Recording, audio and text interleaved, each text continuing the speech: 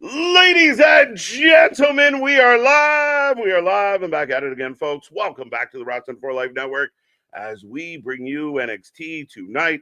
A full live stream, your full reaction to all the action. So make sure you get in that chat, click all the buttons, be a part of the show, be a part of the family.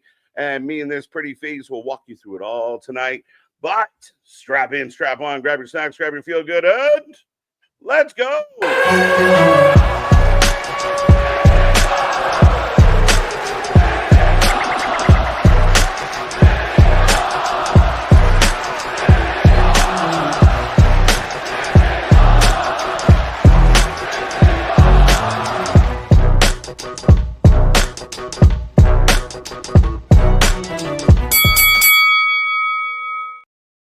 Ding, ding, ding. We are live and back at it again, folks. Like I said, we are the Wrestling for Life Network. This is another live stream as we bring you NXT tonight.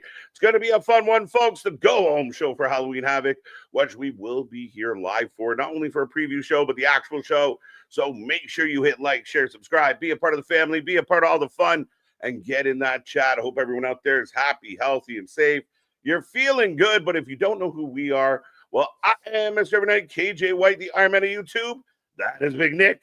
Ladies and gentlemen, boys and girls, children of all ages, the Wrestling for Life Network proudly brings to you its tag stream champions of the world, the Every Night Delight, KJ White. I am Big Nick. Seems like you've got a glow up, my guy, ever since the Blue Jays won last night, but we've got a fast pace NXT out here tonight. We've got 2 speed matches. We've got an X Division match, and apparently the injury bug's still floating around NXT now, too, of Sol Ruca going to make a statement about her situation. Yeah, I mean, I think maybe we have to have like a summit, a coming together, and to try and figure out why so many injuries are happening. Are we just trying the big moves too much in the modern day? Is it, risk versus reward? Maybe you don't do the same tope every single match. Maybe a tope every couple matches. Make it feel a little special. I don't know. But beyond that, you hope everyone does well. They're putting their body on their line to entertain us. And it's unfortunate. They're dropping like flies, Nick. Like flies. Well, do you think that this is an actual legit injury? Because I'm of the mindset that I think this might be more kayfabe, more story and everything like that, if it is even that. Because it was everything I've seen that talked about it was a SmackDown match. And it was around with Mariah May being at ringside and everything. So I think that's more playing into that. So this is going to have to do with the North American title. We already saw Mariah May going through Zarya to get to Sol. I think they're playing with the whole injury idea. And we saw it even with Seth before, that no one trusts injuries anymore when it comes to wrestling, all thanks to Seth Rollins. Yeah, and I think for me, the question becomes, as I do see the post here, that will address the NXT universe tonight. Sol Ruca. Sol Ruca has been on fire. My question always with when we doubt it, because we doubt the injuries, and we're supposed to. I mean, if the bookers and the creative and the company are doing a good job, the fans out here are left guessing what's true, what's not true. That's true kayfabe, and then fans will be like, "I can't believe they didn't tell us." Shut up.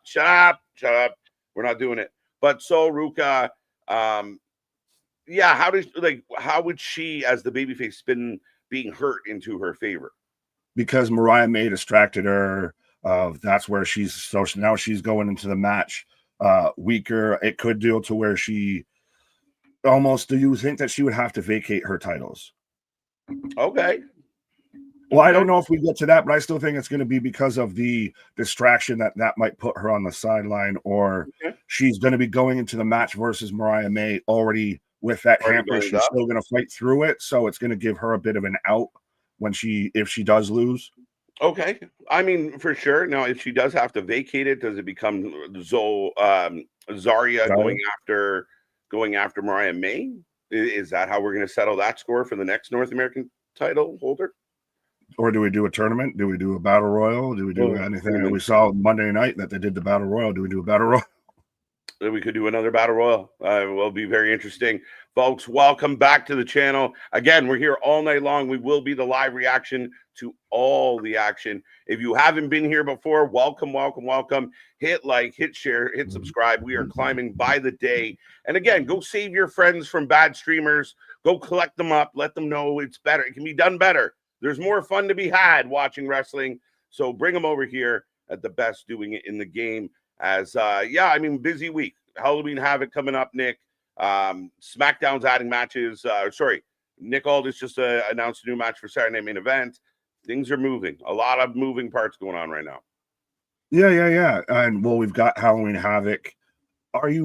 I know you've kind of said this. Should tonight be Halloween Havoc instead of Saturday? I think so. I'm not that like jazzed. I mean, tonight we're getting a contract signing, but we just again, I think this is where the WWE is trying to monopolize those Saturdays, right? Book as many Saturday nights as we can. So NXT Saturday nights, Saturday main events, our own pay-per-views. Let's get in as many as we can. But I think it's to their detriment because I think as a wrestling fan, I know we love it. And we're here for all of it. It's just, it's, you know, in the midst of everything we've just had, WrestlePalooza, Crown Jewel, Saturday main events coming up, Survivor Series coming up. Maybe this could have been a weekly show. Maybe a two-part weekly show like previous years. You can't consistently do top-tier premium live events, pay-per-views, however you want to do it, special events on Saturdays and everything. When you're doing one a week, you're just doing literally at that point too much. When you've got NXT's got one in the same month, WWE's got one, and then you throw in something extra like a Saturday's main event and everything. That's 3 premium live events that you're having to book within 1 month. That's just too much.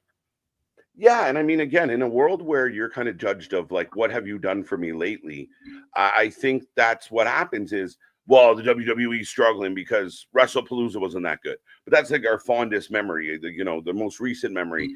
Our Crown Jewel was meh, so we're still struggling. Like you have all these shows to hit that like home run all the time. And yes, home run, ding, goodbye, ding, goodbye.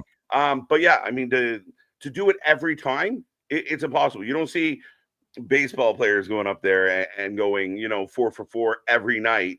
And it's, 2 long balls, a triple and a double. No, I mean, they get some strikeouts, they get some walks, they get some pop flies. And I think we're experiencing pop flies and strikeouts. Yeah, 100%. I was gonna try and make a baseball bases loaded transition to saying hi to the chat, but yeah, we're very much getting sacrifice flies and stuff like that, or bunting to to advance a runner at this point. So yeah, but you mentioned the chat top 3 last night: Spaz, Bernard, Richard. We have about 6 minutes, sir, if you want to get rolling on the names. Zach, what up? National Pumpkin Cheesecake Day. Well, it fits that it's in October. Pumpkin cheesecake. Well, that's specific. Can't be pumpkin or cheesecake. Right. Joanne, what's up, fellas? I'll be watching the big return of the NBA on NBC. Basketball tonight, and I'll be here so that I stay updated on what's happening on NXT. Yeah. Dennis, keep checking in. Kevin, Cherokee George, Ken, Eric, hey, Wrestling for Life buddies. The injury bug continues to bite the rest of the world, and now Soruka's hurt. Get well wishes to her. Yeah, we'll find out tonight for sure. We'll confirm it, and it's unfortunate, man. And I feel like there's been a lot. I mean, if it is fully legit, there's been a lot. Like it has been snake bit for a minute, right? And even some things that were out of our control, but at the just bad timing with so many other injuries, like a Jacob Fatu going for dental surgery. Non-wrestling related, but I'm out for a while. They're fixing my face. So, I mean, it's unfortunate. Well, I'll say even with AW, Swerve's out, Will Ospreay's out. Kenny's kind of touch and go. So already right there, there's a lot of your top guys that are sidelined or not fully available. Absolutely. I mean, it's a big factor in 2025. Right. Brendan Jardine Paquette, go Blue Jays, go. Go Blue Jays, go. But I've seen, just real quick, I know you're trying to get through the chat. I've seen that Springer Dinger at least 150 times today. I've heard it to Celine Dion music. I've heard it to the theme from Moneyball. I've heard it to classical music. I've seen this video over and over, and it doesn't get tired. It doesn't get old. If you haven't seen it, if you're a sports fan, what a fucking moment last night. I mean, down by 2, and Springer jacks one 3-run home run. And that's all she wrote. The Jays are going to the fucking World Series. The whole city, the whole country, the Calgary game showed it on the screen, and all the fans stood up and gave a big ovation as if they were in Toronto. Good times, good time in Canada. Now, granted, I've seen how LA versus Toronto works out before, and I don't know if Toronto came out on the winning end that time. Well, we won the tiebreaker like this time, so fingers crossed. Fair enough. I wasn't even going with that. I was going with "They Not Like Us." They not like us. And I will also. I found we got that one. We got that one. No, you didn't. No, you didn't. No, you didn't. Yeah, we did. Yeah, we did. We know you didn't. But I will also say, tying in with the Yankees with Don Mattingly, the Blue Jays manager, finally actually gets to go to a World Series, even though he's one of the most historic or famous New York Yankees of all time. Yeah, it's there's a lot of cool stories like that. So it's crazy to see. And I mean, even for a guy like George who got the rip, that's what they brought him in for. That's what they hoped he was going to be here for. He was hurt and he took his knee. He got dinged early in the series, and he was swinging for it though. Like 2 games straight. If he swung, he was swinging to destroy the ball, and he connected. They got caught and he connected, and it was done. So it's pumped. Like for a place like Toronto, we might not get the celebrations as often as we'd like. So this one feels pretty fucking good. Last time we partied like this was the Raptors. Well, and it was cool to be able to watch it live and everything too. Mm-hmm. Yeah, go Jays, go. We might be watching more of it as we move on. They don't go back till Friday. So see Money, I see you. MDB, Boston, Josh, I see you. King Kraken, I think might be a new name. Hi, everybody. Cracking that ass. Damn, son, where'd you find that? Jose, what up? What up? OG Dale, I see you. Vance, Guardian, Beardizer, Big Nick here to whoop that trick. Yeah, is it still Trick NA? Yeah. Let's go. Sean Reed, what is up? Wrestling for Life fan, pumped for a good NXT. Think Soruka gives up the titles? It seems like that might be the case. I hope not. Like, I'm hoping even too, if I think it's going to be story, and I'm also hoping it's story because, like you said, if this is another one, it's a lot of the top talent too. So now you're having to, like with Seth being out, now you have to fully pivot pretty much all of Raw's creative for the rest of the year. 100%. I mean, like things change on such a fly. And like you said with the vision, like if it's true that they weren't supposed to turn for a year, which is now plausible, I mean, again, you have to pivot everything. CM Punk was not the plan for Saturday Main Event. Whoever wins it was not the plan to be the champion. So, I mean, you got to think on your feet. You got to think on the fly, and I hope they have a plan. And maybe at one point we can talk about how not a lot of people are a fan of seeing Jay versus CM Punk again, it seems. Who fucking who? Well, No Boy, 1983. Hey, guys. Good year. Anthony, good year. I see you. Alan Crimson. Do you see any names that I missed, sir? I see TJ, Bernard. This list is getting long. The list is good and long. Spaz is in the house. Kevin, Bernard. We got Cherokee George, Josh, Anthony, Jose, Spanish Jason. I almost called him Jason. Jose. That's MDB's fault. Spanish Joey, let's go. Not a fan of hockey. How can you not be a fan of hockey? It is, grown-ass men going at top speed, running into each other, fighting, and trying to win. It's fun. I'll give you credit with that, yeah. It's fun. I don't know what's under the rules and everything, but it's fun to watch. It's not that intricate. And again, it's good to watch, It's a physical sport. It's fast-paced. It's fun. Fucking hits are nuts. As I got then.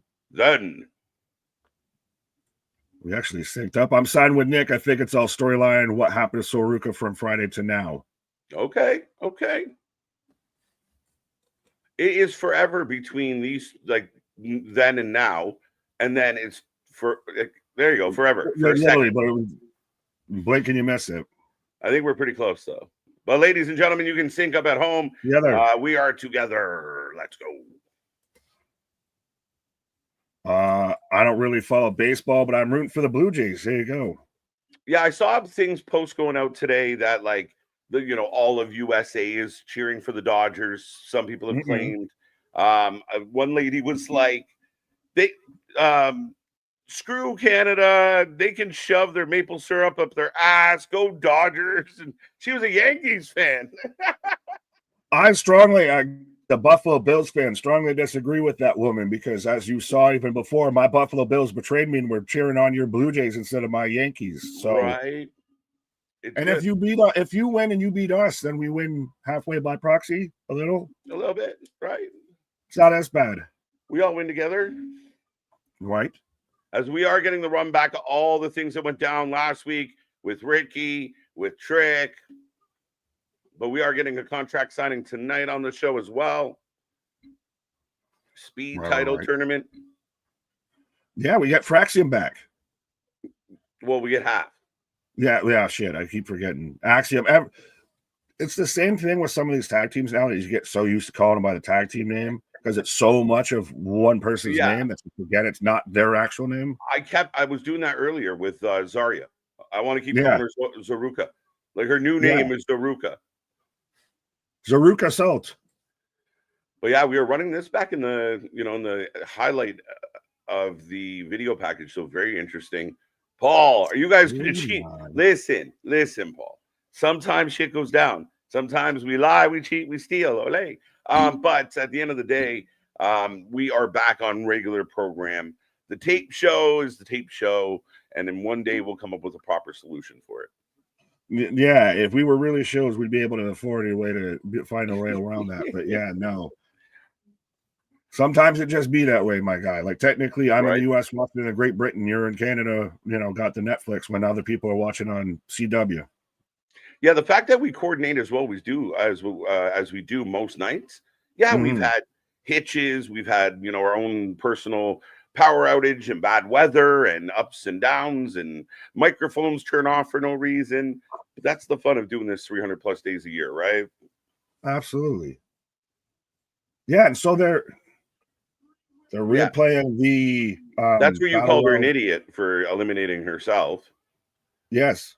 Now, are we surprised? Tatum Paxley, your number one contender. Fuck you, Boston. Interesting. I saw a theory that they've been slowly setting up the turn for Zarya on Soruka because she had to go through Mariah May to get to Sol. She's she was in the Battle Royal, but Zarya wasn't. That whole setup. Right. Yeah, no, 100% possible. And I felt like they had been leaning that way for a little bit, as I do believe No, nobody's coming out. They're just showing a sign. Showing all the crowd. No, now here comes the calling. But there's pain. But I will call on over, I guess, to Spaz's $5 super chat. KJ, I'm your countryman, and I'll say hockey is just Transformers at ice capades. Tip of the cap to diplomatic Nicholas chat. I got love for y'all. Nice. No, hockey is a good time, man. But yes, very Transformer-like. But it's like Rock'em Sock'em Robots. Let's do this. Well, and even then, that's because they're literally colliding full body at high rates of speed. I am a lacrosse fan, so it's just lacrosse on ice, essentially. Right. And think about it. They're working in like 60 to 90 second bursts. Like it's different than other sports. I mean, similar to football in that way, coming off the line, playing off the line of scrimmage. But yeah, you're out there, 60 to 90 seconds and in and out. You're trying to keep optimum. It's the pacing of it, which I've always loved. Like I loved baseball growing up, but I got bored at times with baseball. The hockey had such a pace to it. I liked it. Soccer is just not allowed enough contact. That's a tough one to play. Basketball, well, hi. Short round and low to the ground. I like football though. I like football. Football was a good time. I like contact, bro. Some people are just kind of like that shit. But you deserve it, chance breakout for Paxley. Sorry. I freaking did it. Well, she has kind of been a homegrown, kind of in NXT. I mean, she goes all the way back to the goddamn Diamond Mine. Yeah, she's been around for a hot minute. Had runs, had even going over to TNA and taking up a couple spots. We'll see. I mean, is this just a title match to have a title match, or is there legitimately like Does she surprise us, win it, then Izzy turns on her for winning it? Again, we'll find out. I mean, it's possible. See, and this is kind of one of the things, and I'm sure you'll kind of spin it on me because of Dark State, but it's you can't say that they don't do anything with the culling if you're not going to use them. So I like that they're at least using them, and that they've got, I already said you were going to do this and everything. I would be very shocked if Tatum actually won it. On one hand, does feel like it's a title match to have a title match, but at the same time, if you can't say that they're doing nothing with this faction when they're trying to, like, if you're not going to at least give them a chance with this, yeah.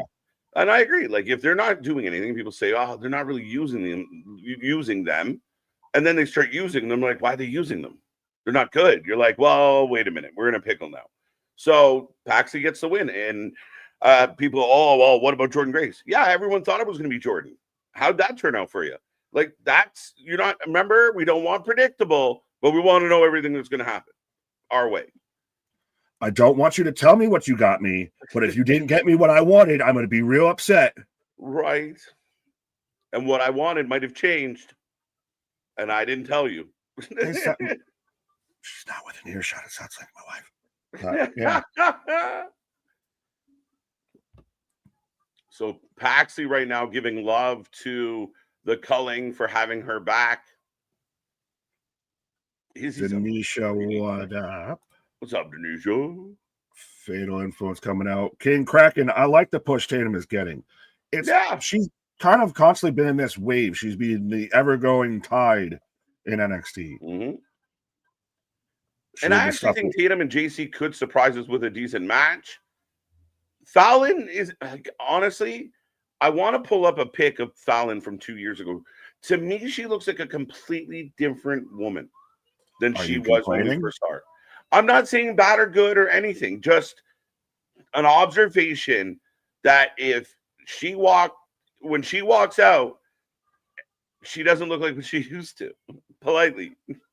Well, I think she's got, a bit more confidence, a bit more, presentation behind her and everything like that. She's not besaddled by Briggs and Jensen. I still think she's the breakout of even this faction. I guess I continue to, be torn on JC Jane, but I'm waiting for the big singles Fallon Henley run. Like you and your Kiana James is me and Fallon Henley.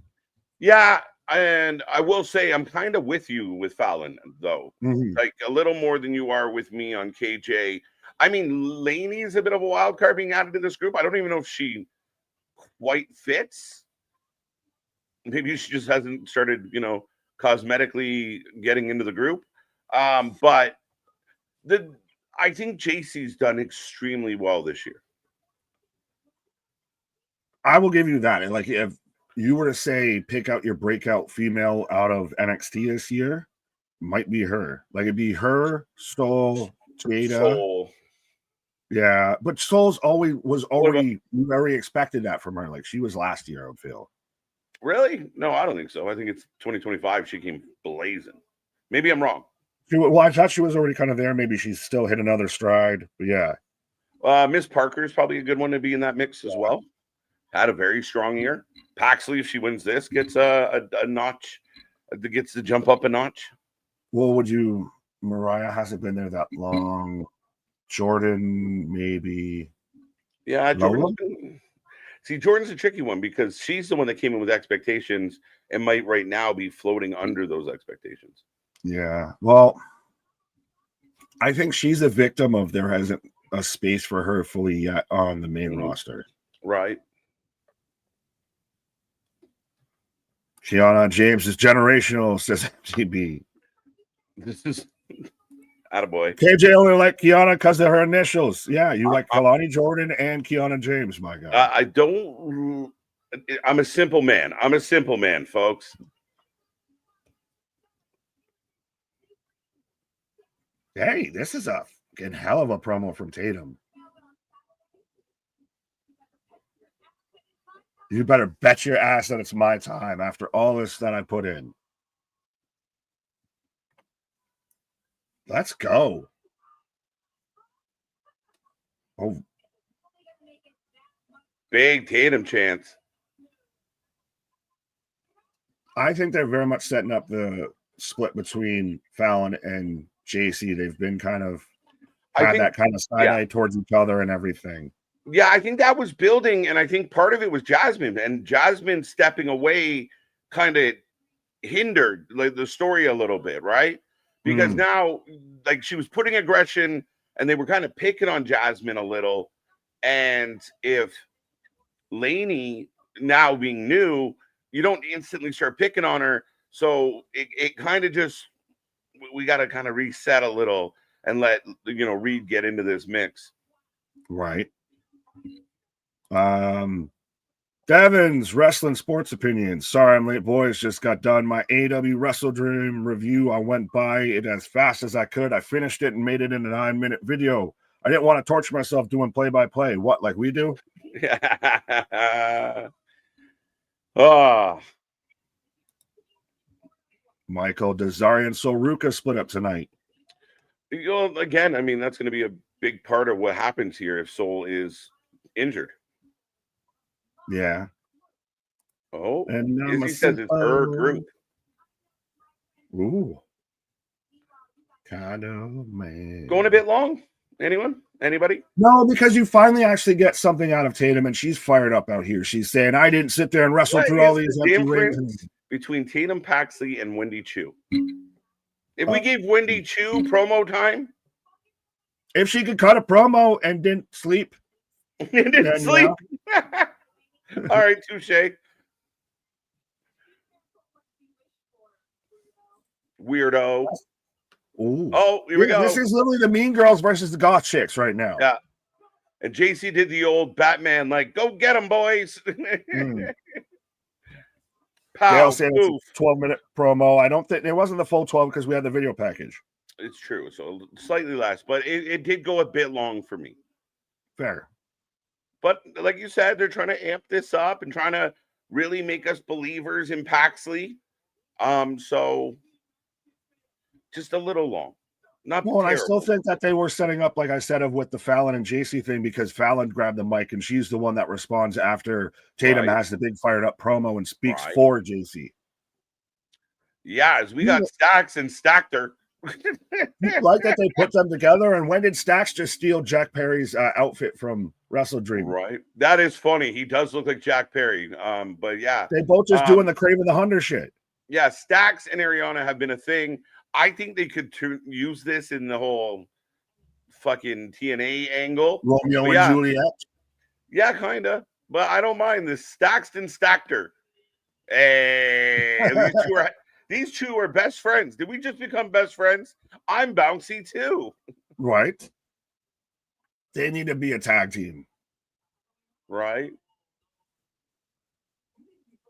Ooh. I like that. They just work well together. They fit. They're like this kind of, whole era's Rascals. I know the Rascals are still a thing, but they kind of have that same vibe. That kind of vibe, right? Yeah, you're not wrong. And yeah, I mean, Stacks will take on Leon tonight, and we'll see how this plays in. I mean, that match coming up is going to be outstanding between these two. I hope so, because this is an interesting way that they fully dissolved the family, because Crucifino, I think, is still doing stuff on Evolved. Rizzo's healing the knee. Tony has been abducted, I guess, at this point. I don't know where he is. Mm-hmm.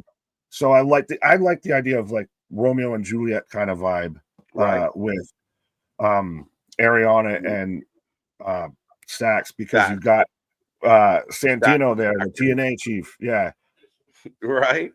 Bouncy. It was a very bouncy segment from start to finish. Yes. I'm talking about Stacks' hair, folks. Relax. This is a good pairing. That it is. Clever. Well, I just don't always like Stacks, because he reminds me so much of goddamn Patrick Mahomes. He really got him. Yeah, he's got the same fucking haircut and everything. Right. And I wish he had that voice. He'd be such a good heel. Kermit the Frog. Yeah. Yay! NXT and Tatum versus Lady and Fallon. Okay. Yes. So that's what that came out of that, I do believe.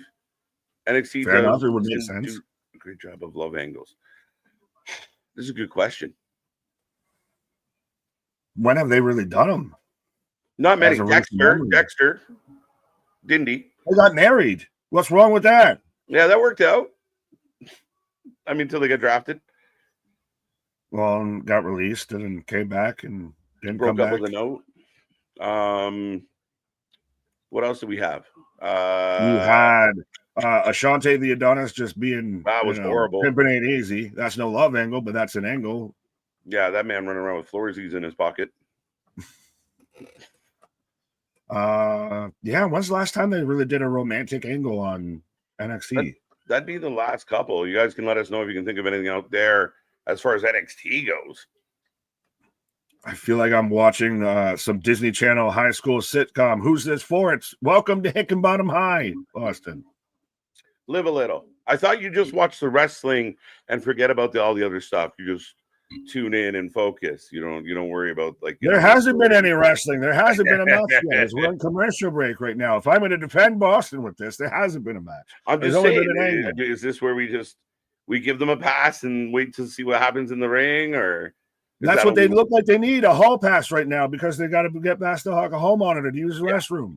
Mm-hmm. It's definitely a younger demographic. It's why I'm not I'm okay with NXT. But it's the developmental still. Well, is it the developmental? True. Is it the third brand? Nick Khan said third brand.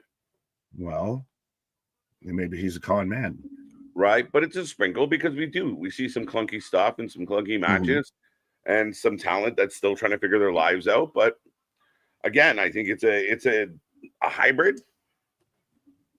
Well, it's managed to be good enough to be that, but still also it hasn't fully effectively pulled it off. Yeah, I mean, it's reached the stage it was never intended to be, but it's still always going to be what it was supposed to be. It was never supposed to be a third brand. It was supposed to be developmental. Yeah, and I think maybe, and not maybe, it definitely, moving on to a weekly televised program, it kind of took the coolness out of it, right? Like, if this was maybe like a once a week show for an hour on a Netflix or somewhere tucked away, it might have that still kind of black and gold vibe, but it's not that anymore. It's still that stage, but such a bigger platform. So it kind of struggles at times between, are we just developing the new guys and girls, or are we doing more? Stack's getting a rub down here. Well, a little rub in the Tizug. Mega's saying KJ and Nick are letting the chat get ahead of them. We still see y'all. We still say hi and everything. We still got the super chats and everything. Mega's always good to just pop in and hey, well, let us know what else we could do better. Thank you, sir. No. Well, good on you. Jack Perry and Anna Jay, or Stacks and Grace? As it stands right now, Jack Perry and Anna. Yeah. Just more established. Well, I mean, it just kind of works with them both doing the Craven the Hunter outfit and everything like that. Right. So, Javon coming out with his new best friend. Yeah. But Leon Slater will be defending the X Division title here on NXT tonight, taking on Stacks, with Stacks at ringside. With Grace at ringside. And Javon, I think, is at ringside. So I was right. Let us know who you got for this match. Whether you're going to see Stacks Mahomes out there. And I saw everyone saying that I just, see the Chiefs in my nightmares. Don't you get it? Stay out of my dreams. Right. But I don't think Stacks is going to be leaving here as your new X Division champion. No, not at all. This is probably going to be like, oops, I accidentally kicked Javon in the face, and try and build some animosity for their upcoming battle. So could it be to where Grace thinks she's trying to help and accidentally costs Stacks the match? Maybe, but they're so new. I think I'd like to see them a little dialed in if you're going to do this. But if you're going to bring in Daddy Santino, then you need to treat my daughter right and everything. You don't be yelling at, out here when she's trying to help you. Right. Maybe. I'm giving you the opportunities. You jumped the line to be an X Division title challenger and everything because you're out there with my daughter. I bet the rules for you. So you're going to put some respect. Go all gabagool on him. Right. British guy for the win. Fair. Leon. Well, I'll be Leon, so. Yeah. Yeah, and I mean, I think that Ariana very, very comfortable. Oh wow, what a monkey flip!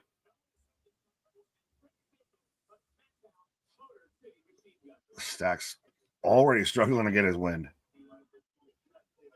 Oh, let's go. Hey Nick, boo from the Kansas City Chiefs. Bah!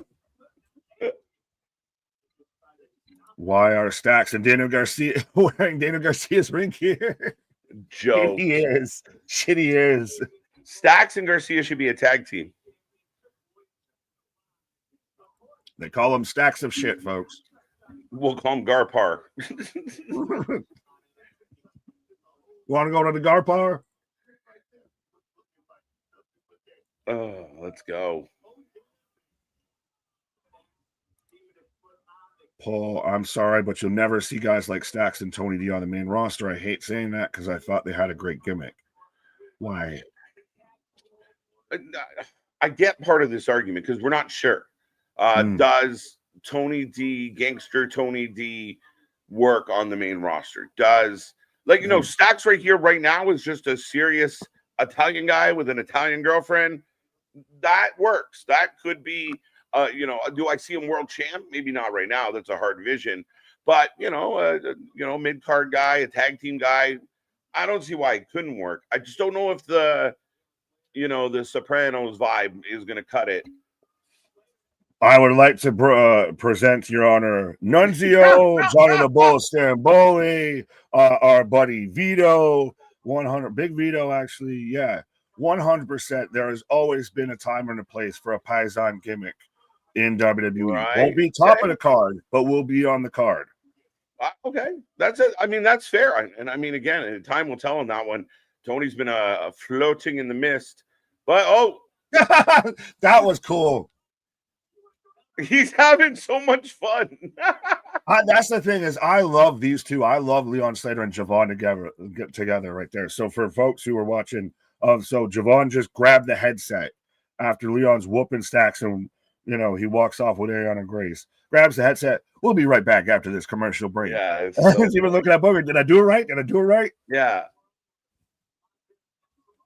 What's up, big WWE Queen 20? Welcome, welcome, welcome. Chair relax, back in the house as well. Big chops. Javon on commentary now, having a time. And selling the whole time. Every chop, he's going right along with it. It's I show speed if he could actually wrestle. Hey, he's training. He's training. He's trying. He's training more than Travis Scott. Short. He might be a little short. Right? He's training more than Travis Scott. I know that for sure. Well, that ain't hard. Right? Javon Paul apologizing for his excitement. Don't forget Chuck Palumbo was part of the FBI. Yeah, 100%. Well, prominent, well-known faction, the FBI. Chuck Palumbo with the leather jacket and the hat. Oh, when he was Taker 2.0. Right. Oh shit. Stacks. Oh, Leon blocks. Into the ring post. I got a counter argument, Nick. Giovanni Vinci. God damn it all. He still made it to the main roster. Where is Giovanni, by the way? Is he out there? He's out there cruising wearing Gucci through the villas of Italy right now. Like I always get surprised at certain people, especially with the internet audience, of like, can you believe they let him go? Where is he now? Like, well, but I was one of the ones that I actually liked Giovanni. I didn't dislike him. Eichner could fucking wrestle, but I feel like he's moved on from wrestling. Like, is he out there, guys? Anybody know? I told you he's out there cruising the villas in sports cars wearing Gucci out there in Italy. Maybe he should be, cruising some wrestling rings, getting that stock up. Well, did he get out before he became El Grande Italiano? He might have been. Because now look at Ludwig. Yeah, but this is good for Ludwig. And when Ludwig gets done with this, I think Ludwig's going to do some things. Watch out for Ludwig in 2026. But no one's filed a missing persons report for Ludwig Kaiser. Nobody. Gunther hasn't called to check up on him. Right? Does Tiff not care about her dude? Exactly. Well, does she start coming out in the Grande Americana? I'll ask. Right. Well, I think we'll know it's her. No, it just be generic blonde female number 5. Oh, it's the girl that only ever wears half a bra. It's the Patriot. It's Hulk Hogan coming back from the crypt. Oh, wait. Stacks went under the ring? Uh-oh. No, he's back in the ring. Oh, Javon on commentary. Let's go. He's out there having the greatest time of his life. Right, let's go. Oh, down goes Leon. A fun match, not bad. They very much, I think Javon and Leon have made this way more hype than Stacks ever could have imagined. Like, yeah, this is all on them. Stacks is just here. Right. I agree. I mean, their energy is infectious. Mm-hmm. Reggie B, what up? Well, Reggie? Chris, Maxine should be Americana, Grande Americana. Well, she might be your new Intercontinental Champion once they do a rematch between her and Becky. Saturday main event, apparently. It's happening. Ooh. Let's go. Big stage. We could have a big night. Drew McIntyre, Cody's official. Can that have a title change? We're getting a new champion, either Jey Uso or Punk. Could Maxine beat Becky? Is that Saturday Night Reset? CM Punk's your new World Heavyweight Champion. Drew McIntyre's your new WWE Champion. Maxine Dupree's your new IC Champion. Your IC. You go full house.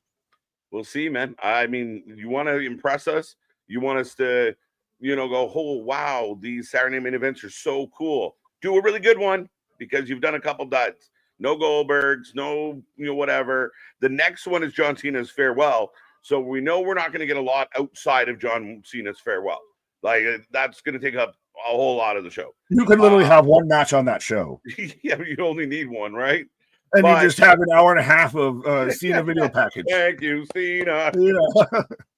But, no, I mean, yeah, this is the one. Do it. Surprise us. I keep challenging WWE. Talk to AI and let AI know we want some surprises. Don't just get a story with surprises. Dear Gronk, help me out.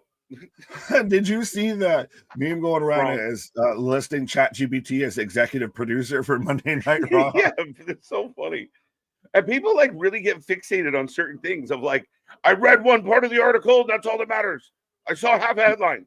And you're like, whoa. What is Dave Meltzer? Just fucking fixated on it. But relax. Gutbuster, though, from Stacks on to Leon Slater out here. Absolutely. But yeah. I'm noticing subtle pushes of the younger superstars and on brands lately. I like it. Well, yeah. When you got to pivot, you got to pivot. Yeah, and I mean, we've talked a lot lately about injuries, and we commend. Yo, oh my God, release. You don't expect a guy the size of Leon Slater to a human being like that. But shout out to Stacks, who we haven't seen a lot of, especially since the falling out of the family. And what's this? What makes Stacks? Well, I'm noticing the little leopard print. Makes Stacks and Lexus King a tag team. Oh, Javon saves Ariana. And his face is he's just holding her. And then Stacks hits the super kick. Nonchalant. Well, I can show you the world. Put Stacks and Lexus King as a tag team.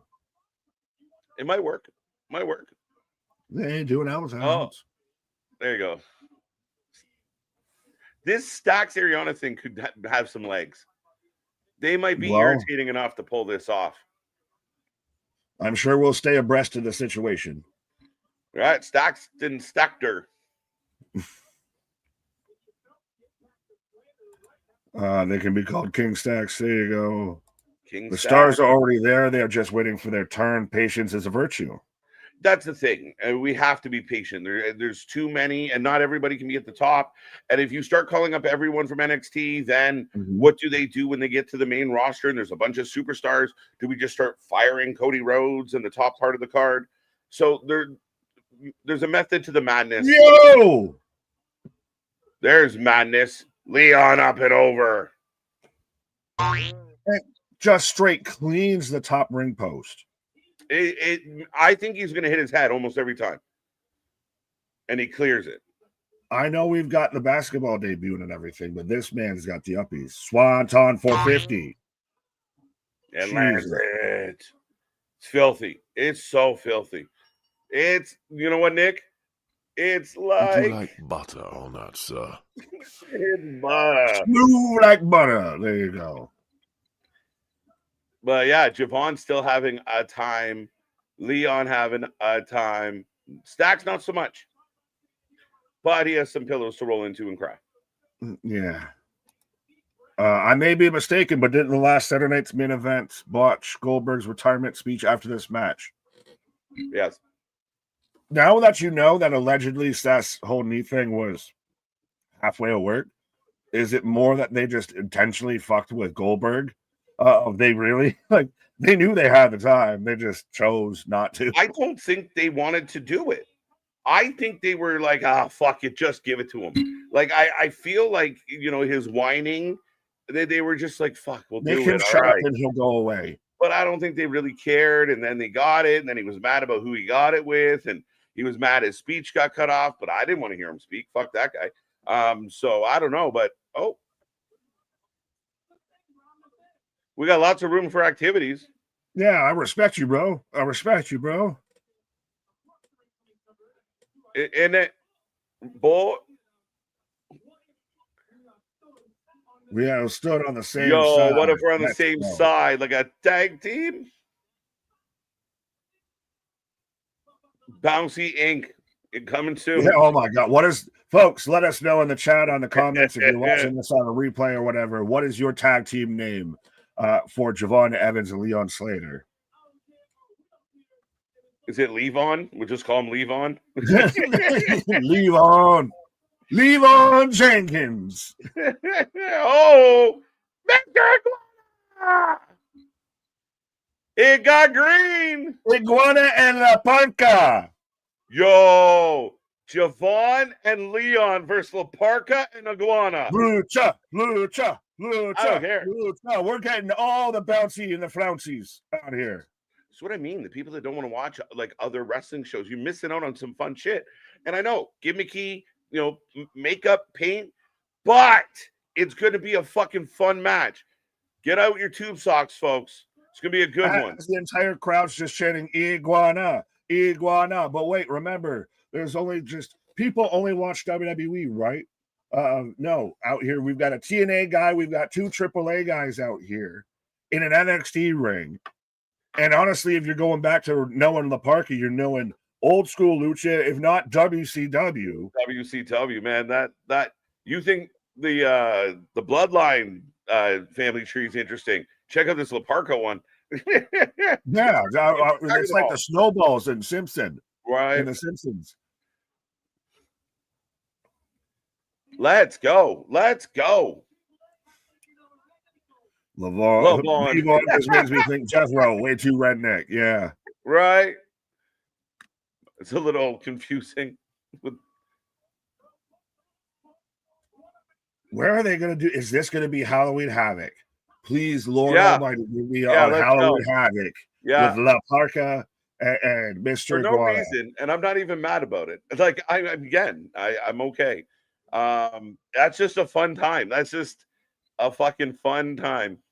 Can confirm. Just refreshed Wikipedia. Officially now added to Halloween Havoc.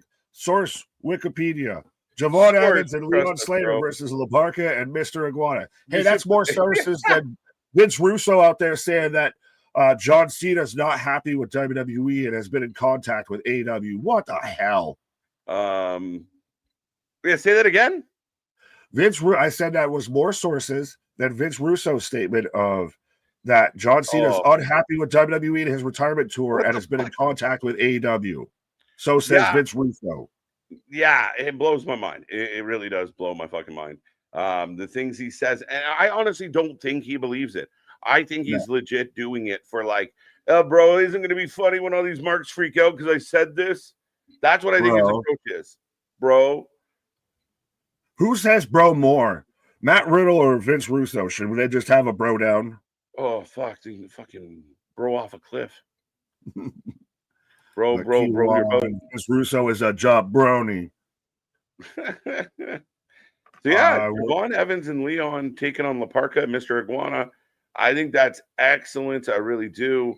That match could be insane. Oh, that is going to be probably the most entertaining match of that night. I want to put it in here. Put in like Source Wrestling for Life Network. We were technically reporting it as it's happening.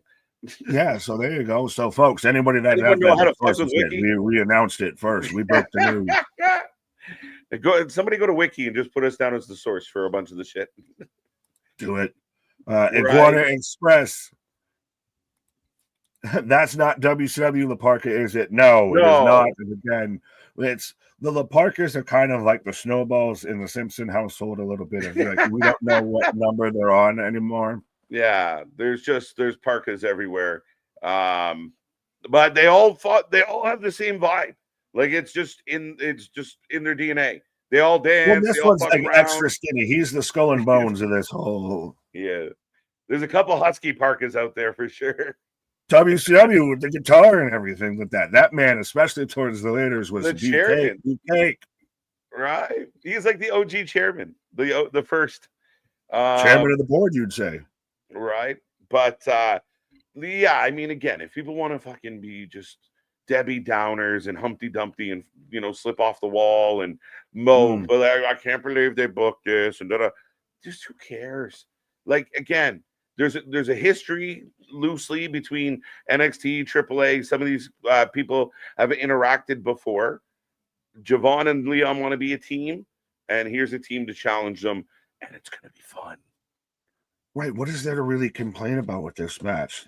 Like, it's just going to be fucking fun. What, you gangbanging on fun right now?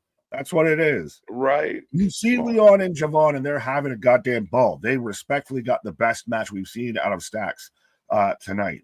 And it was a lot of just their energy rolling through the match.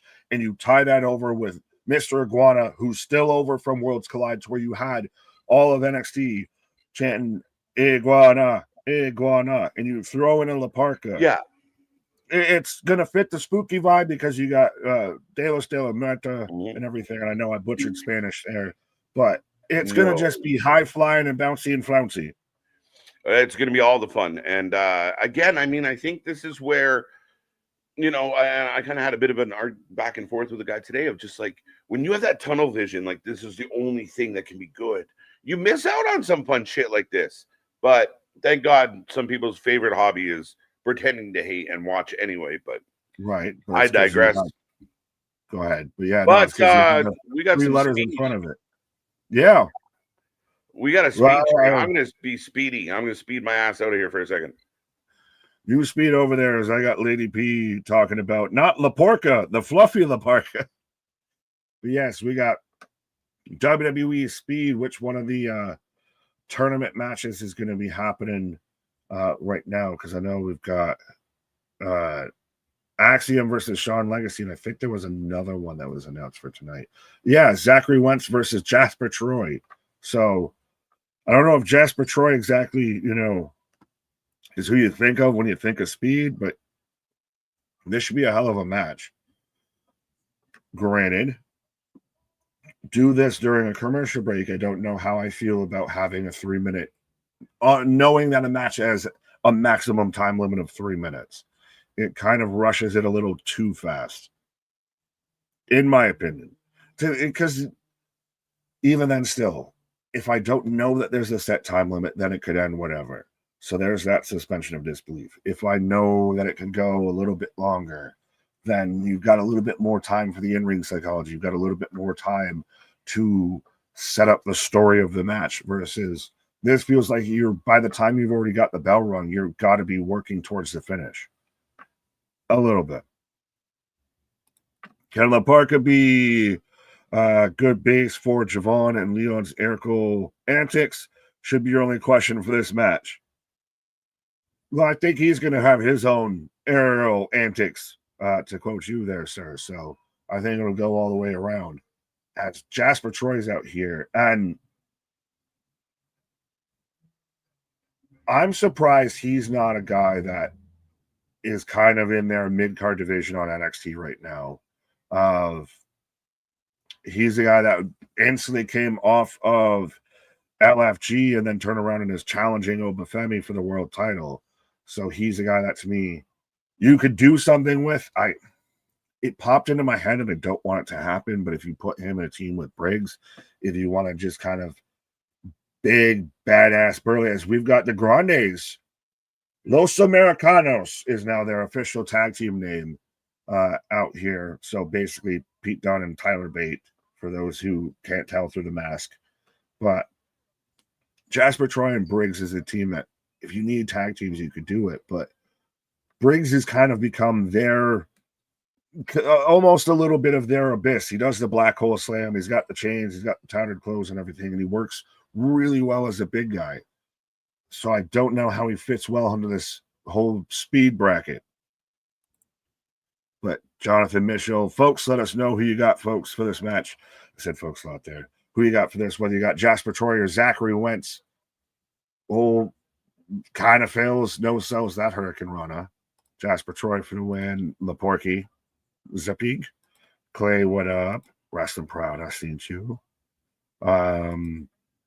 Ken, I will start that because it was specifically addressed to KJ, so I'll wait till he comes back. But I got 209 as both men dumped on the outside.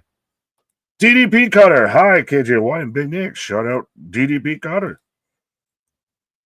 BD, haven't seen Jasper in weeks. Yeah, that's the thing is, I don't even know if I've seen much of him floating around on house shows of putting out there. But yeah, I want more Jasper Troy on my TV. That's, I guess, my whole, diving cross bodies. We're already down to 1:40 out here. See, I wouldn't mind if they did this during the commercial. This gets you through if you're going to do a picture-in-picture or whatever, instead of showing me, Kalani Jordan's face 10,000 times with text on it in different languages. Have your speed match during the commercial break. You'll still get the live reaction. And hey, makes everybody need to get a VIP in or something. Nice little treat out there. And it still should be a social media thing. But anyways, I want more Jasper Troy on my screen is what I was getting at. Longest way around that. And he just cuts off Wentz. Have Soruka made her announcement yet? No, Michael. So far, we have had 2, 3 as Jasper wins.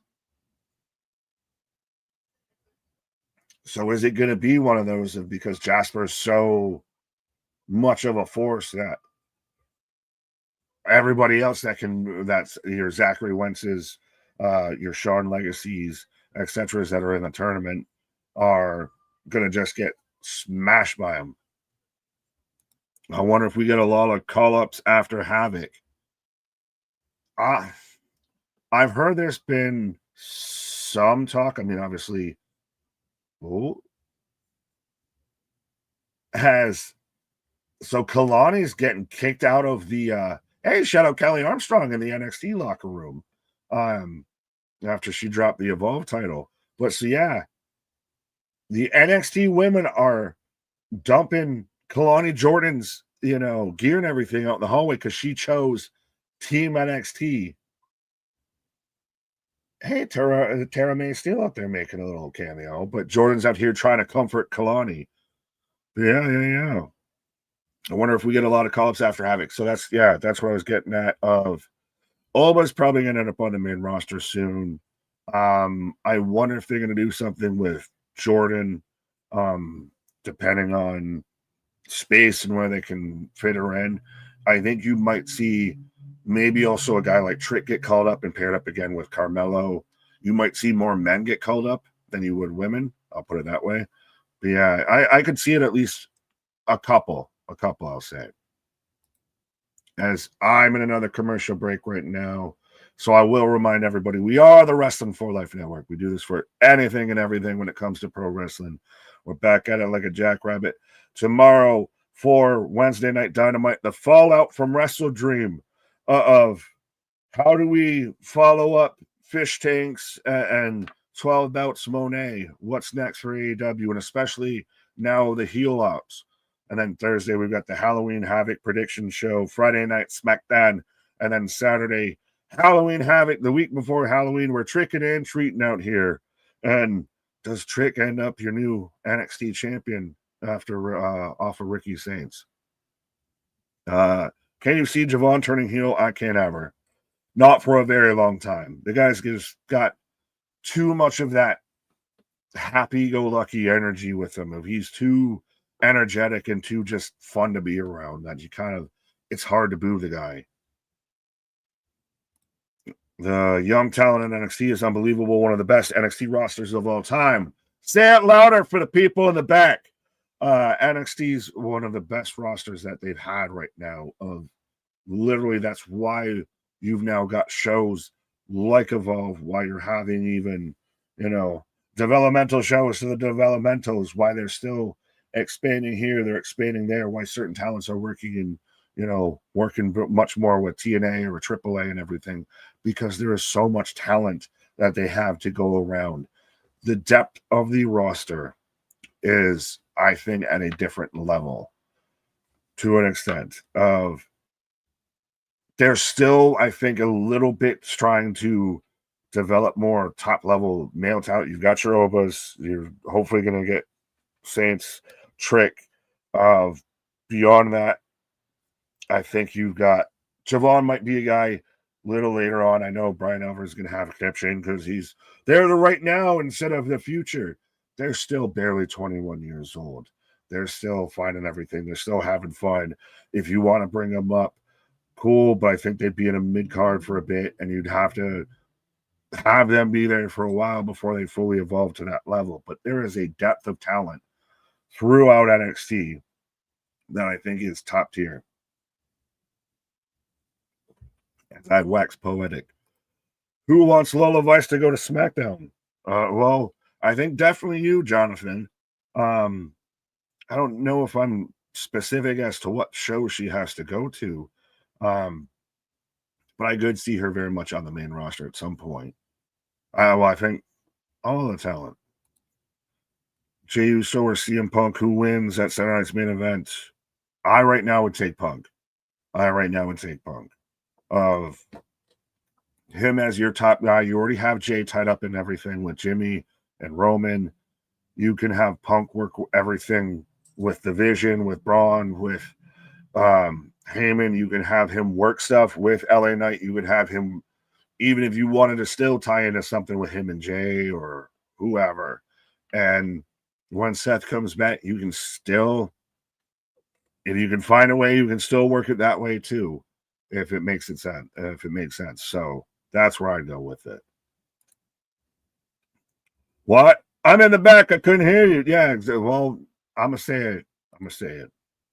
Antoine Phillips. Now is the perfect time for Kalani to turn heel, be the female version of Carmelo. Not a bad shout, especially if she's been outcast and thrown aside. Javon as a heel would go about as over as Wesley's heel run. Wesley kind of worked as a heel. Now that we've got everything with Leon Slater and Javon and all of that, it kind of does sting a little bit more. Oh, of course, Dark State. If KJ shows up, he's officially a member of Dark State right now. But Wesley would have fit in with everything what they're doing right now. But so I've got Dark State right now calling out the Hardys, which the Hardys will retain at Halloween Havoc. I'm saying it now so you can jot me down already, however many days, 5 days or so in advance of they will retain. Ricky Yeager, what up? I like the silhouette, the outlet of the Texas Chainsaw. My guy, Dark State, impersonate me. All I capture, all that I see. Again, Dark State works in parts. I don't like it as a whole. And I know, oh, you like this, but you don't like this. Hardy Compound. Tell me we're going to do a Hardy Compound match. They're at least showing them at the compound.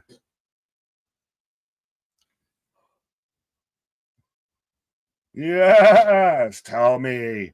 Give it to me. Give me a deletion. Yeah, we're even showing the guy. It's got to fit. It's got to work too well with Halloween Havoc. You do the cinematics.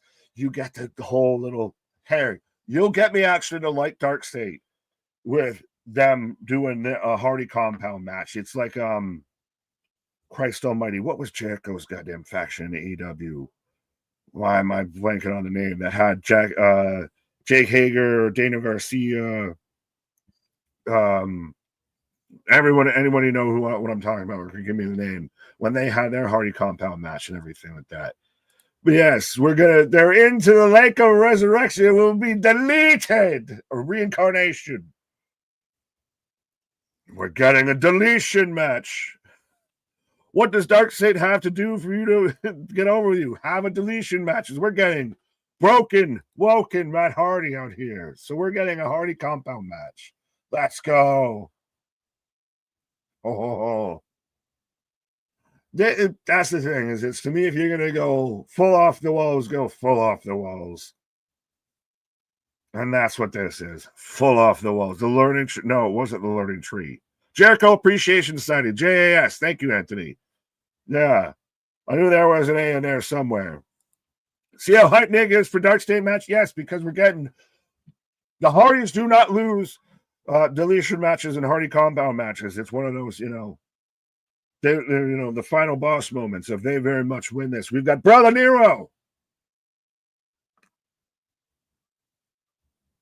It is the broken universe, so we're actually using broken instead of woken.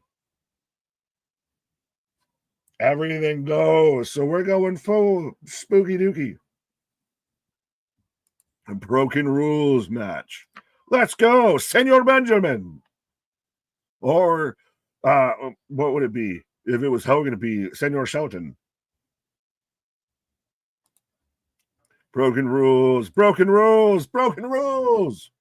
Did Leon Slater win? Yes, Michael, he did.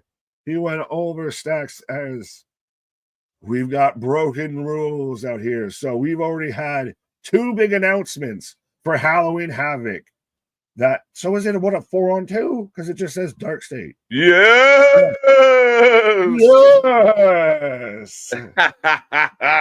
Yo, come on. And it technically will be 4-on-2 in the sense of there is no rules, so they could use everybody. But then you also can get a Maxwell. You can get a Remy Hardy. You can have, I'm expecting an appearance from Stand Back. There's a hurricane coming through. That'd be dope. But I mean, again, I'm a mark, so I like this shit. I'm happy with it. I know you don't love Dark State, but I like them here. I was putting over JAS because I'll go with the Hardy compound match. Yeah, Hardy compound match for Halloween Havoc. It fits. It makes sense. Vince didn't really quite get the whole deletion angle, but look. Oh, say it ain't so. Oh. Are you sure you want to do it? What is she faking it? And hits her with a crutch? I'd die. Let's go. She pull a Ciampa? I don't know. Or does Zarya kick her crutch out from under her? Well, it's the whole, are you sure you want to do this? Is she going to have to, hang it up, or is it, going to be out for a fucking hot-ass minute? Well, they're selling us on the knee, right? The figure 8 did it in, and it was what it was. Now, if it's a legitimate knee, leg injury, those are a bitch, man. They keep people out 8, 10, 12 months for, those are the worst. It seems like those are the longest, the hardest ones to heal. Your Achilles, your PCL, your ACL, your MCL. It's not good times. So hopefully she can bounce back every day. What's that? I said it's shit you kind of use every day. Yeah, right. So especially with Soul's been known to be acrobatic, and she moves, she bounces, she can go. And yeah, it's unfortunate. Thank you. I still think, though, with having a video package before that, to where you're showing, Mariah May in the crowd and everything like that. Sorry, Blake Monroe. And you're showing parts from the SmackDown match and everything. It feels a little story to me in one way or another. Yeah, I mean, they are building it in an interesting way. At minimum, you're educating people on what they may have missed on another show, which is important. I think other companies need to take note of that. If you're going to run an angle on one show and they're going to have a follow-up on the next show, you got to give us how we got here. Don't just expect, you should know. You should know. Yeah, get out of here. Not my But job. speaking of things you should know, folks, you should know that we're going to be here Saturday at 6:30 Eastern Standard Daylight Savings Time. I still always try and end up saying that wrong.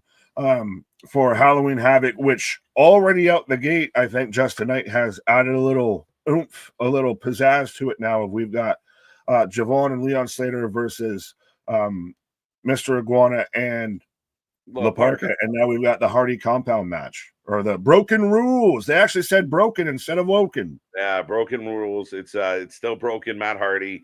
It's again, I'm a little bit of a mark for it. I know it's silly, I know it's campy, but they sell it, and when you have conviction in what you're selling, it's buyable. It allows us to, take our imagination and stretch it a little. So they jump in the fucking river, they pop out, they're again, it's all bets are off. They're gonna have a plan. We saw Rebby on NXT. That popped me. Like, I couldn't expect that. So yeah, shout out to them for running this angle. I'm okay with it. I like it. And it's a good way to go, especially if Dark State's gonna go over, which they are. I mean, this might strengthen your argument a little, though. Well, it also, I said this was going to make me actually cheer for Dark State, because I think this will be an entertaining match. Because it's, to me, if you're going to go full camp, if you're going to go full, if you're going to go full off the wall with it, just go with it. With the heart, with all the final deletions, any sort of Hardy compound match, if you're going to go full off the wall, just go full off the wall. And I think that'll pull me into actually enjoying a Dark State match. Yeah, they even got the drone. They went all out. But yeah, Ava, the Hot Topic manager, Sol Ruka, and Zarya are in the ring. The one that Ricky Saints almost risked it for a biscuit. Could you imagine? Yeah. Oh shit! Actually, they got the e-drone, but the e-drone is official. Yeah. Oh, she's tearing up, but okay. So she didn't come out here to put the blame on anyone.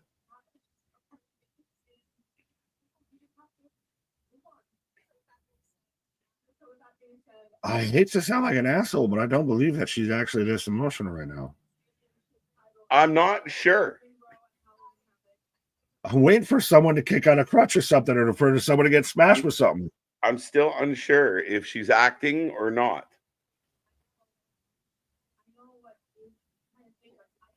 I know what you're trying to say, but I don't think you have to. Your fucking teeth are getting in the way of her cutting a promo right now.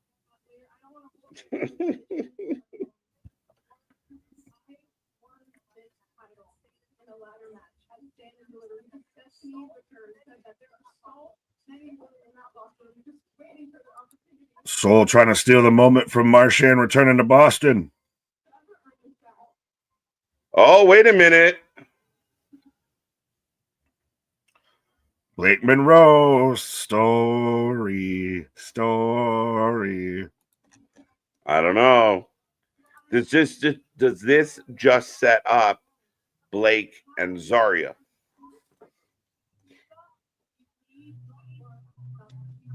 We just had that for Blake to get to Soul. That's why I think it sets up this whole thing between those two. Because she's out there selling that she's going to vacate the titles, and Ava's, you don't have to do this. You don't have to go that far. Yeah, that's okay. That's a good point and very interesting.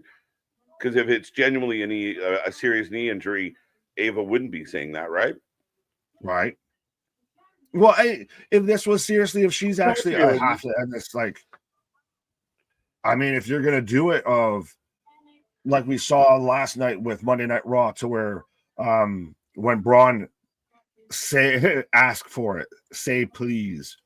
Yeah. You're gonna still try and spin a story out of it, play turn. Yeah, and you have to. I mean, again, I think throughout history, good bookers did, took situations and made them into money. We do not give handouts. Is Zarya well? You can run Zarya back for versus Blake, but is Zarya going to defend the title for Soul? Oh, that'd be interesting. You defend the belt on my behalf. That would be the only way it gets interesting. And then say when she loses it, you fucking betrayed me. You failed me. You couldn't handle your weight. Bitch, I've been carrying you this whole goddamn time.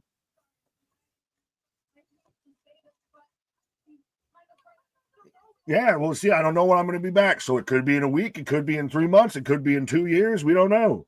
Yeah, she's saying she's kind of right. Like, but this feels very story. This feels very angle. No handouts in NXT, by the way, unless you're the GM. Then you get all the handout. Well, and she's also a handful, but yeah. Shut your mouth. This is Aussie on Aussie right now. So we just got to let them, we'll just be happy there's no C word dropped. Not a Z word, but a C word. Oh, yeah. So they're doing what you said, Nick. I can defend it for you. Man, the title. Holy shit. Blake goes in the ring to fight Zarya, and Zarya is like, oh, here, friend.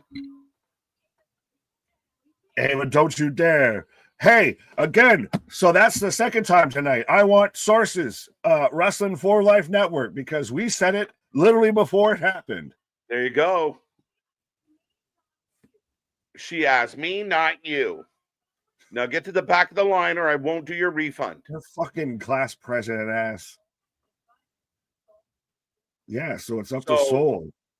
Yeah, it'd be jokes though if it was like a finger poke of doom situation and Zarya just hands the belt to the Blake. goth chick just gets with the fucking mean girl. Regina George just teams up with the goth chick.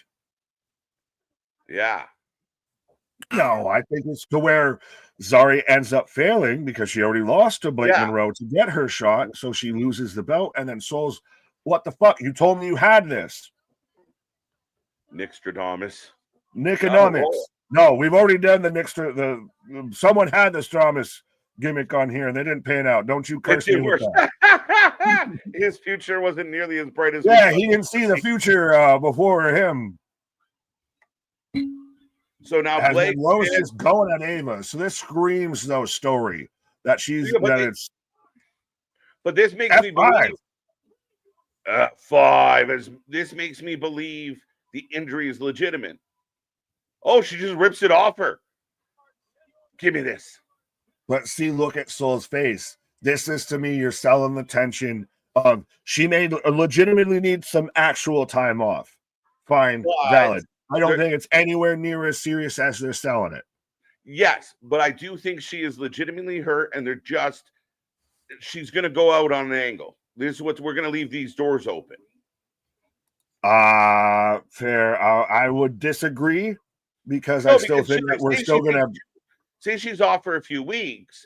Zarya can either win the belt, and that's a point of contention, or she, like you said, she blows it.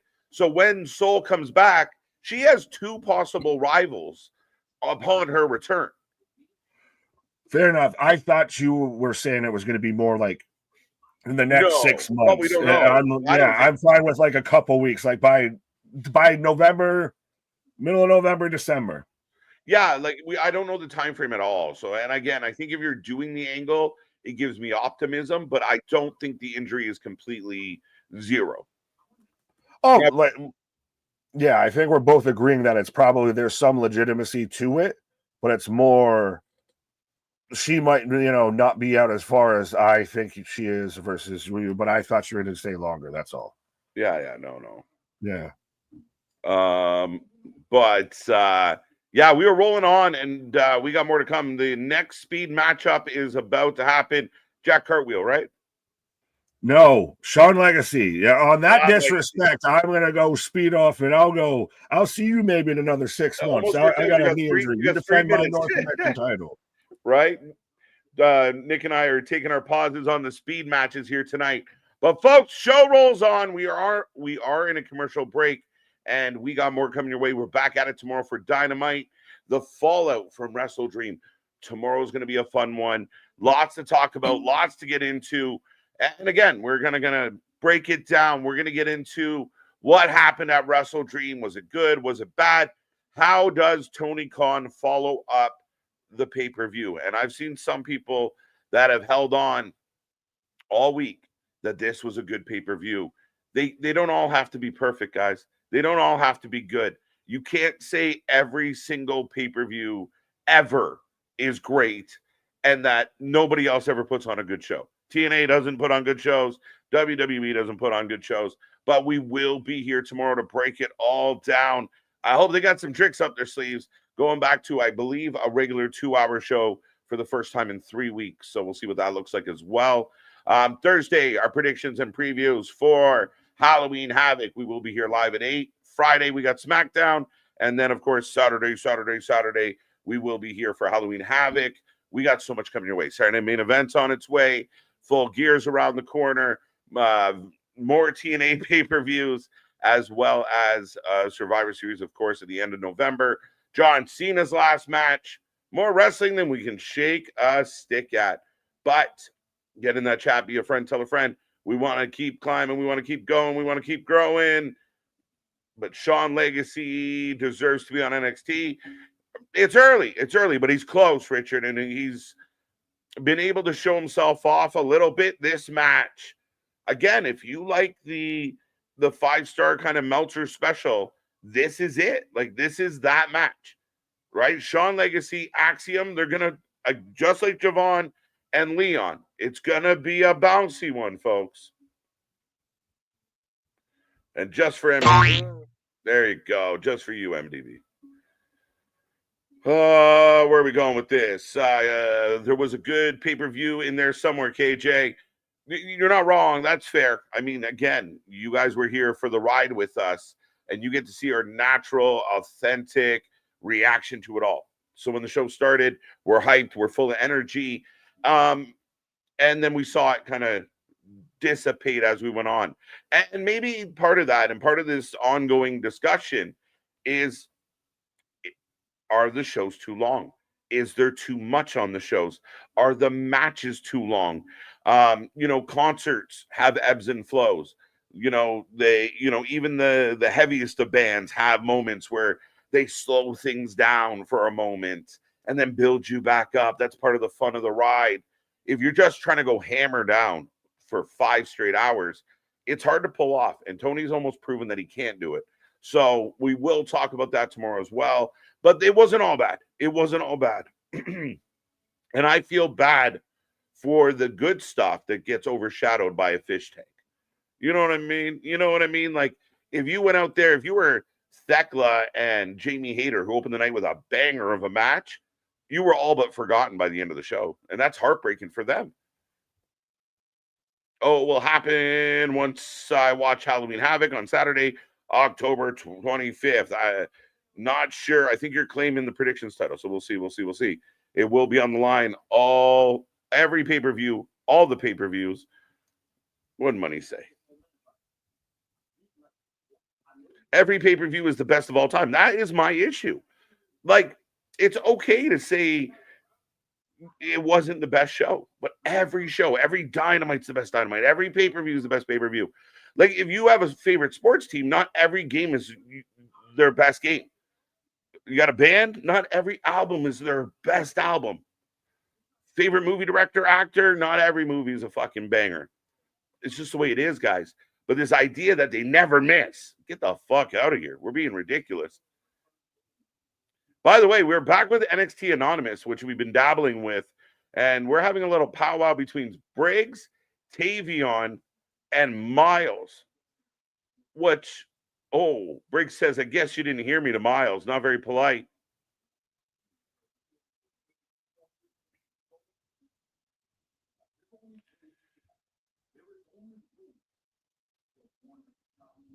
No, I feel like are they trying to like work together? Briggs was in a group. Miles was in a group. Tavion was in a group. Put them back in the group. Probably not the right plan. But maybe they're just trying to create a competitive environment. My favorite show is tomorrow, Wednesday Night Rants. Let's go. It's going to be a fun time, as always. Zarya stands tall. She will lose I know how go-home shows work. There you go. There you go. There you go. You might be right. You might be right, Dale. Again, there's a good chance that Zarya takes the L. So Ruka blames Zarya for losing her title. The other way it could go, as we are often running with Axiom against Sean Legacy, and we are wasting little time as we just got a Selena Del Sol off the turnbuckle. Wicked start to this one. But yeah, I mean, again, could Zarya win the title? And then when Soul's ready, she wants her belt back, but her friend's been holding on to it for her, so it's awkward. Like, thank you, but can I have it? That's a possibility. I want the finger poke of doom. I think it was all a ruse the whole time, and Zarya just gives the belt to Blake. But that's, people might not go for that. Let's go. Unbroken, is anyone else getting inundated with the YouTube algorithm pushing live streams? They are listing like 40 of them to me. I'm here with y'all. So that's for the chat. Are tomorrow night's ratings done with fish tanks? Right? Fish sticks. We're gonna instead of counting numbers, we're gonna count fish sticks. Sean Legacy went for a 450, fell into, I think he was supposed to fall into the submission, might have eaten the mat first, but ended up in a bit of an armbar. Now we're going for the triangle. $1.25 left on the clock. Zarya is unstoppable, and she got Sol Ruka by her side. So that means no other NXT woman can stop her, Dale. It's possible. It's possible. See, I like this. I like the debate. I like it. And for Big Nick 2, which was your favorite Halloween Havoc from WCW days? Is it 97? 97 is one of my faves. The DDP one was awesome.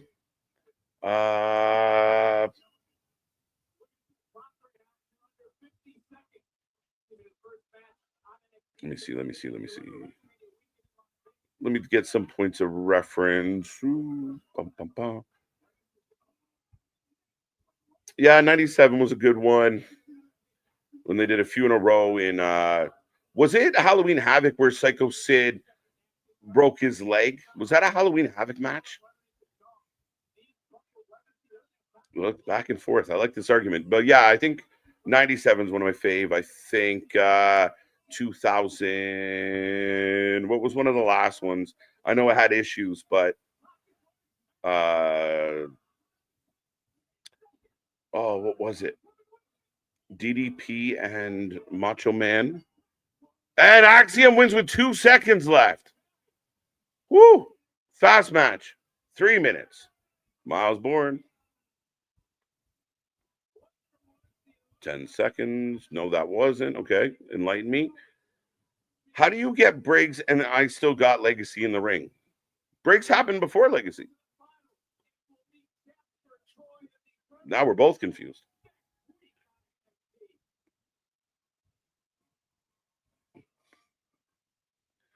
Darby versus Mox 5 in a Shark Tank. We're going to go with frickin' lasers. Because right now we are getting a package for Ethan Page and Hijo to Dr. Wagner Jr.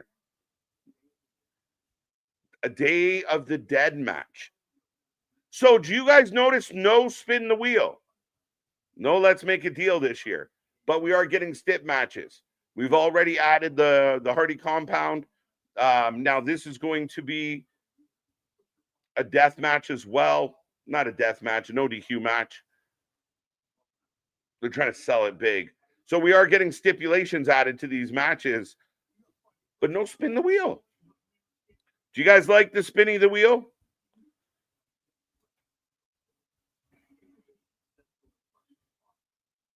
Sid later on WCW Halloween Havoc broke his leg, I believe. Okay, that's the one I was thinking of.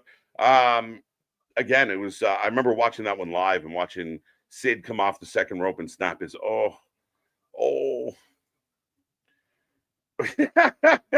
Paul, it happens, man. It happens, buddy. Axiom wins. Yes, he does. So Axiom will go on in the tournament.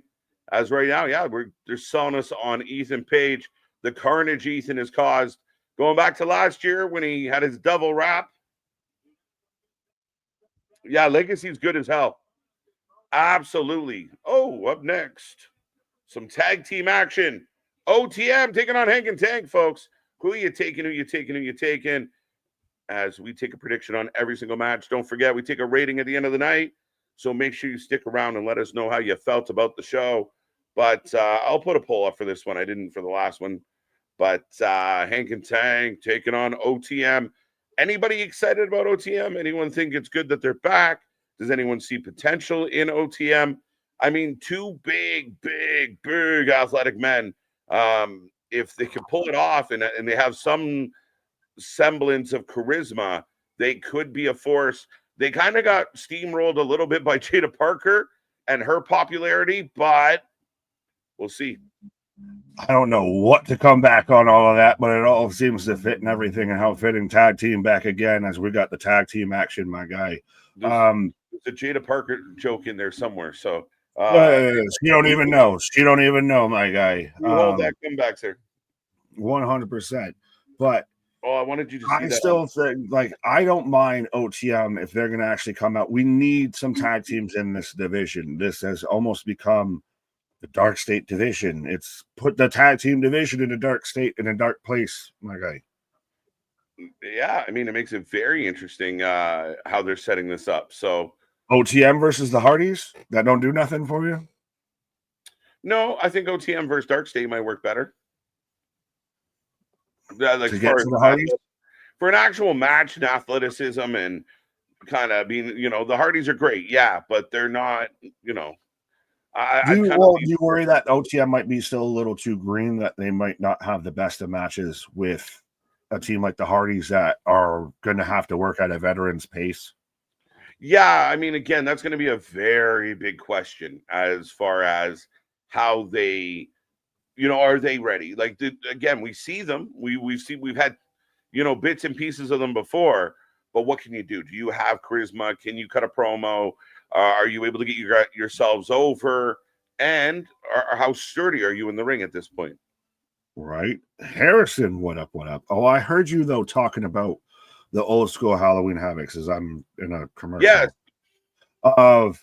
I don't know if they were both on the same show. I think if I had to pick one favorite Halloween Havoc, it would be 98. 98. Because, I know it's definitely Hogan and Warrior, and that's one of those my favorite Halloween Havoc matches just because of how ridiculous and hilarious it is. So fucked. But I don't know if that's the same Halloween Havoc that had Eddie versus Ronald Mysterious with the Mysterio gear and everything, because that is a top 10 match in anybody's list. That would, in today's terms, break Dave Meltzer's star rating list. Go out of your way to watch that match. Yeah, I wonder what he gave that match. I'm imagining he was doing his bullshit stars back then. I wonder what he gave. But that was when 5 stars were the cap. Now they're just, 5 is really more like an actual 5 instead of 5 being the top. Yeah, no, 98 was a good one. I mean, the Hogan match was a mess, but it was a lot of fun. Now, that was the Goldberg Page one, right? That gets cut off? Yes. And so C-Money's let me know it was 97, so I was a year off for Ray Eddie. But yeah, that was the biggest blunder, 2 big blunders from WCW. Yeah. Where they had Page versus Goldberg for the main event for the WCW title, but for 95% of the pay-per-view audience, it went dark because the pay-per-view went over. Hey, Tony, this is why you don't do overruns all the fucking time. But then they had to turn around and air it for free on Nitro, which then pissed off all the pay-per-view companies because that's what people paid to fucking see. You don't sell any replays now when you gave away the main event for free. Yeah, no, it was not a good look, though it was a good pay-per-view. 97 with the Ray match was unreal. I think in 98 was the Chris Jericho fought Raven. That would make sense. I mean, it was a good card. I mean, Scott Hall and Kevin Nash were in their beef at that time.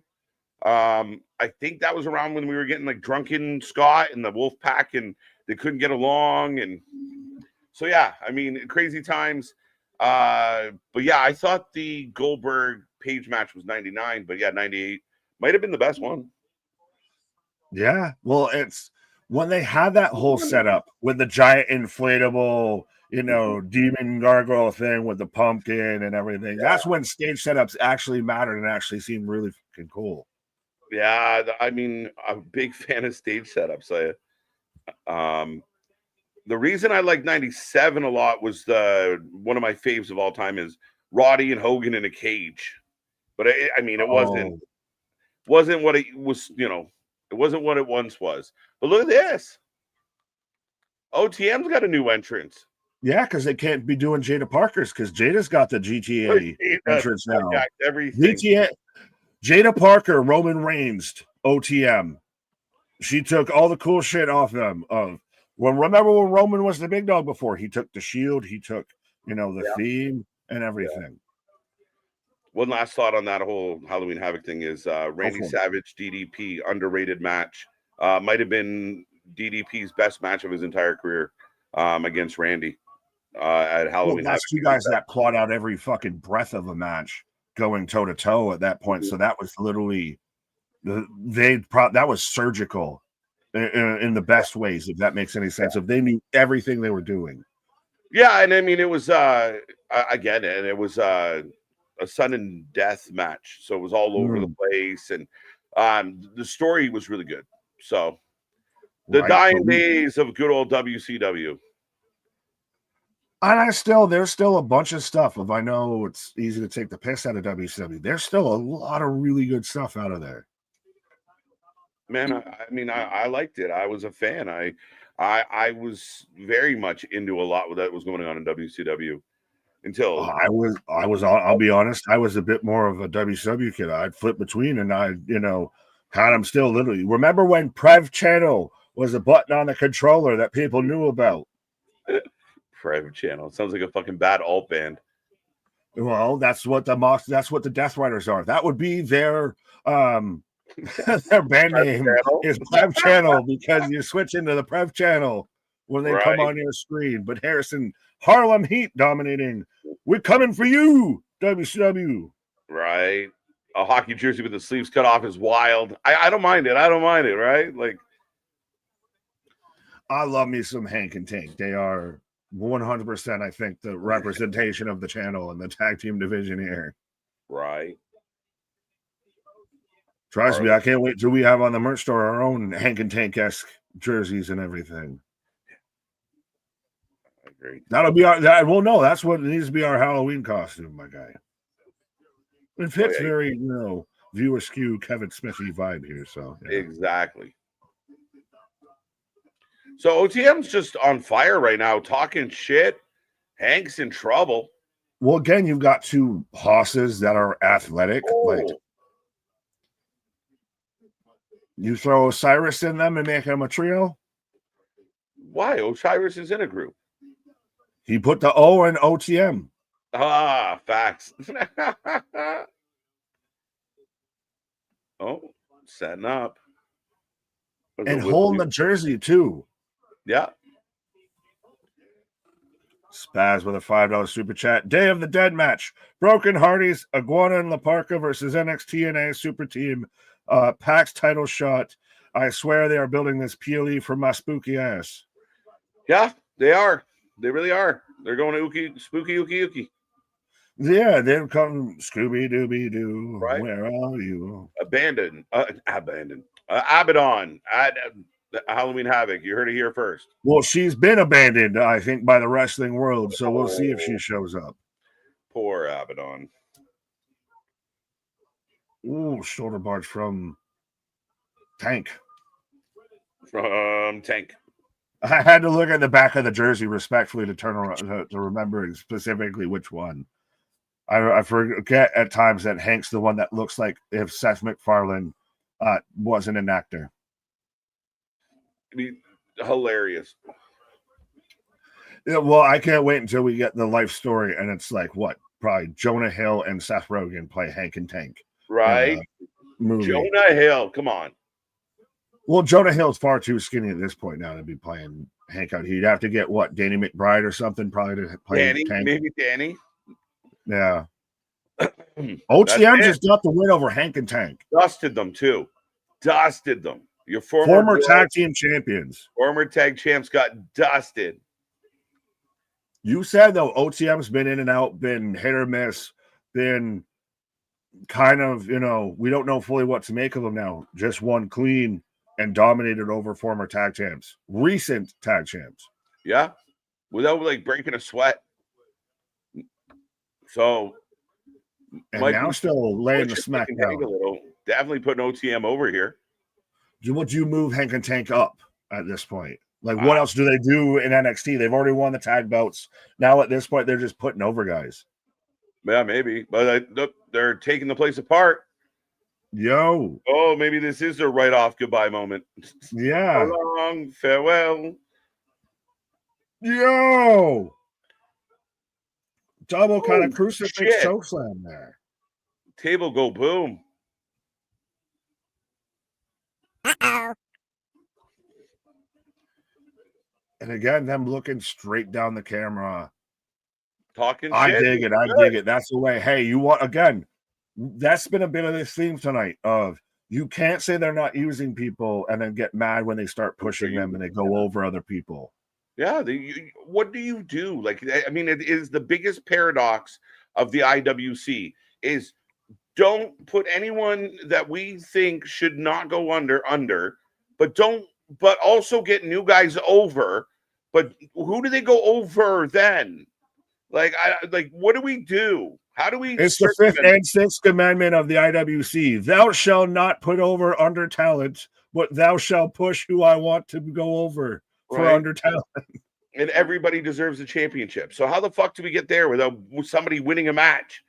Like, every match ends in a hug with the IWC. You just did a good job. Hug it out. No winners, no losers. Honestly, if the IWC got a few more hugs, would they really kind of, come together now as Kendall Gray out here? Your new champion, by the way. You weren't the biggest Kendall Gray enthusiast last time we talked about her. Well, I don't dislike her or anything like that. I'm a big fan of Callie Armstrong. Callie was in the NXT locker room earlier and everything.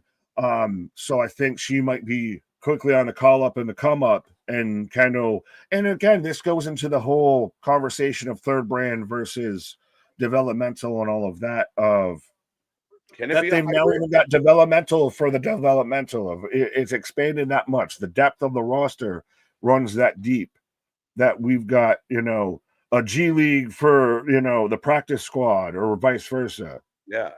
No, I mean, again, that's one of the claims to their fame right now is that they have this flexibility and they have built this system, this feeder system, and it's a multi-tier feeder system. And I know some people tried to paint like the ID program died. I don't think it did. It's still, it might not be, not everyone might have felt it was the best thing for them. But at the end of the day, it's still funneling talent. It's still trying to do what it does. I don't know how good or bad it's been, but it's on, I would say personally, I feel like it's on shaky legs because Kylie Ray got pregnant. They let her go out of the program, or she left the program, however you want to say. Zeta Steele left the program. Okay. Sean Legacy's one that I know is still in the program. Jack Cartwheel, Cappuccino Jones have all been featured on Evolve, so they're still in it. It's been, like I said, there's been ups and there's been downs. There's been, it's a little interesting. I just don't understand like the correlation between like, okay, some of the talent that we originally signed to ID have moved on. Like Kylie getting pregnant is nobody's fault and not a bad thing. But like you kind of have this interesting, like it to me, it's not a reflection of the program's not going well, or maybe it's just not. They didn't scoop up all the big fish in the first swipe, kind of idea. Well, that's like I said. That's why I'm not saying it's exactly doing bad. I think it's just more of it's kind of shook. It didn't exactly fully stick the landing. It's not a 10 out of 10. It might be more of a 7. So we'll see how we go on the next kind of go around with this and everything. Yeah, I wonder if it's growing pains or if it is actual like missteps. I'll be curious. That's a really good point. Because is it one of those that they did? This is uncharted territory. Yeah. So no one knows, despite what everyone wants to say that they think they know. No one knows how they would handle doing a situation like this because it's never been done before. Yeah. But also, did they mishandle it? Did they not fully go into it in the proper avenue? Yeah, we've seen like Spiteful and Dave come out and say stupid shit about the ID program, things that were debunked by multiple sources that shot them down. Actual, hey, go figure, right? But at the end of the day, I'm curious. I mean, I don't know enough, so I won't pretend like I do with the program. I just, it's an interesting kind of take of like, well, the handful of people left, the program's dead. Like, they can't go sign 12 more tomorrow. Like, let's be real here. Like, we'll see where they go with it and how committed they are. And you also had, you had to yank fucking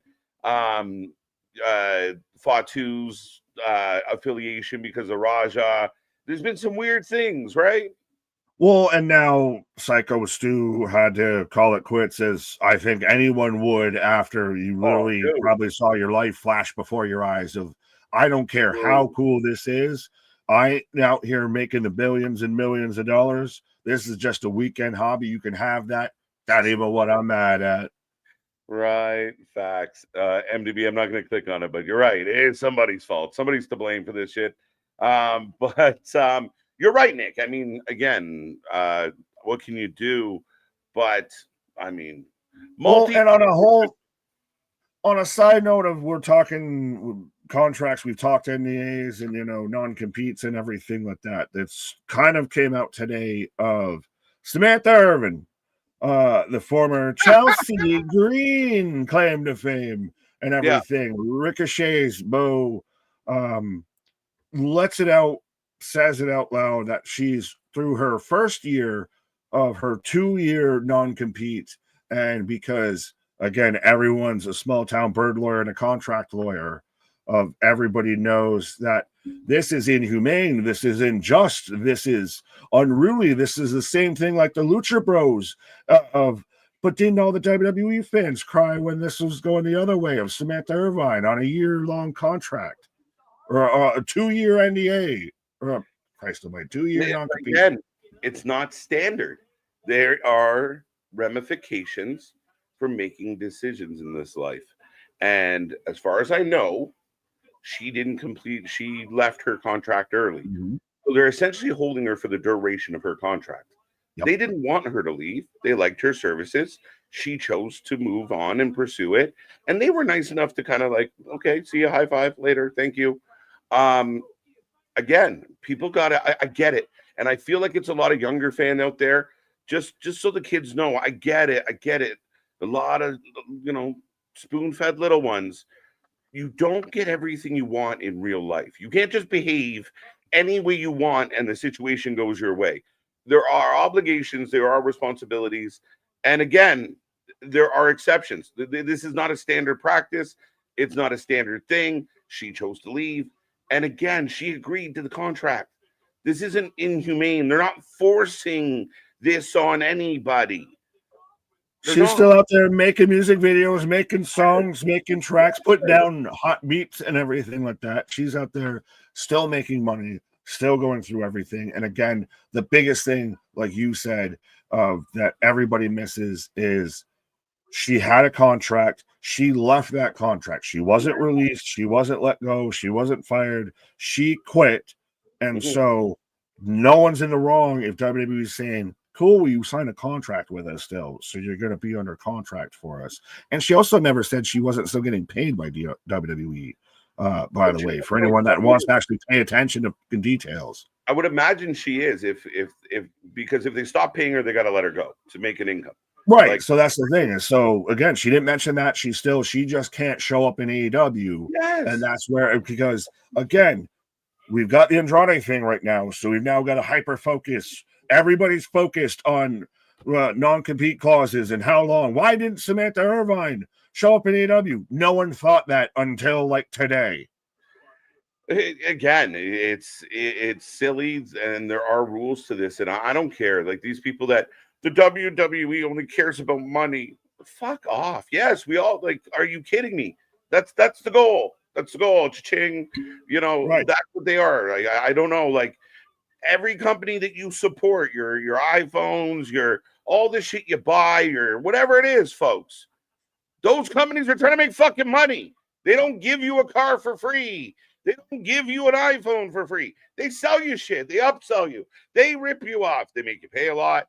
It happens all the time. You got to put shit on layaway or payment plans.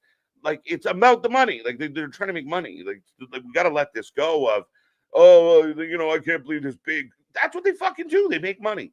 Their job is to entertain us, and I think they do. But again, I mean, this is the exception. And if you agreed to give your services for 4 years, and at the end of 2 years you go, yeah, I don't think I want to do this anymore. But then you just walk across the street to the competitor and do it for them. Well, that doesn't seem fair, does it? And considering 90% of her fans only know her because she was involved in wrestling. That's the other part. So you just take that talent. We put you on our platform, make your name big, and then you just walk across the street because you just feel like it. Fuck that shit. Mandy Rose. But yeah, it's fucking asinine to me, this idea that you just like, oh, you just do whatever you want. Like, I get it. But maybe it's just you don't understand. No one's ever had to actually sign a contract for work or employment or anything like that, so they don't know how to relate to that situation. Like I see Harrison saying, in the words of Jerry Jones, read the fine print, dummies. Well, that's it, right? Like, imagine, and we've seen it in sports, and we've seen people hold out because of contract disputes. But like, you sign a 4-year contract with a team. At the end of the 2 years, you go, I don't want to be here anymore, other than the NBA, because the players run the league in the NBA, clearly. But if you go, I just want to go play for the fucking, I want to go play for those guys now. Well, you owe us 2 more years. Yeah, I don't want to do that. I want to go play there. Okay, bye.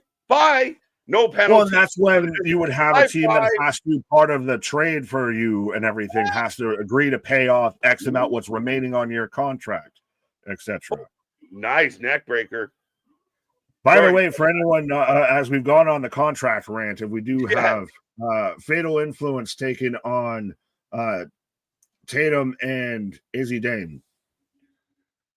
Yeah, 100%. The match is rolling on, and yes, we did get a little side pulled there, but I just feel like people have an unrealistic expectation. This is not Monopoly. Like, it's just, there are rules to the games, and there are commitment levels, and you have to.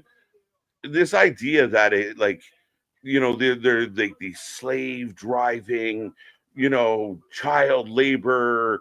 They don't know that these are adults signing into legal contracts, and that's okay. Like, that is part of the business. But you can't just, everybody gets to leave or come and go as they please. But that's the thing, is clueless minds get spun into clickbait titles. That's what it really is.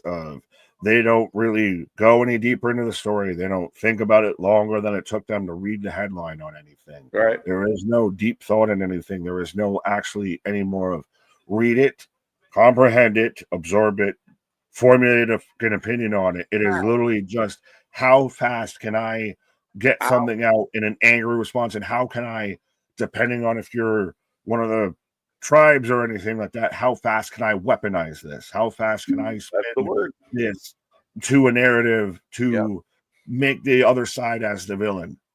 Yeah, hashtag weaponize, and it happens in both directions. Like, no, don't get me wrong. When the AEW's out there, shit in the bed, it goes both directions. It happens. Oh yeah, there is mudslinging both ways. This is honestly, at this point, this is just two apes just throwing poo at each other. Right, but JC is in control of Tatum right now and just working her out. But again, we get caught up in this shit so much, and like, the same people that are all over this are also the same people that didn't want, Netflix Unreal, the behind the curtain stuff. But we'll talk about this all day fucking long. Who gives a shit what they put on the wrestling show? Let's talk about people's contracts. I don't give a fuck. Put on a good show. Like the AI debate, Nick. I don't give a fuck. Put on a good show. If AI makes you make a good show, great. If you're shit in the bed and it's AI's fault, figure it out. Fix it. But I don't care. Make a good show.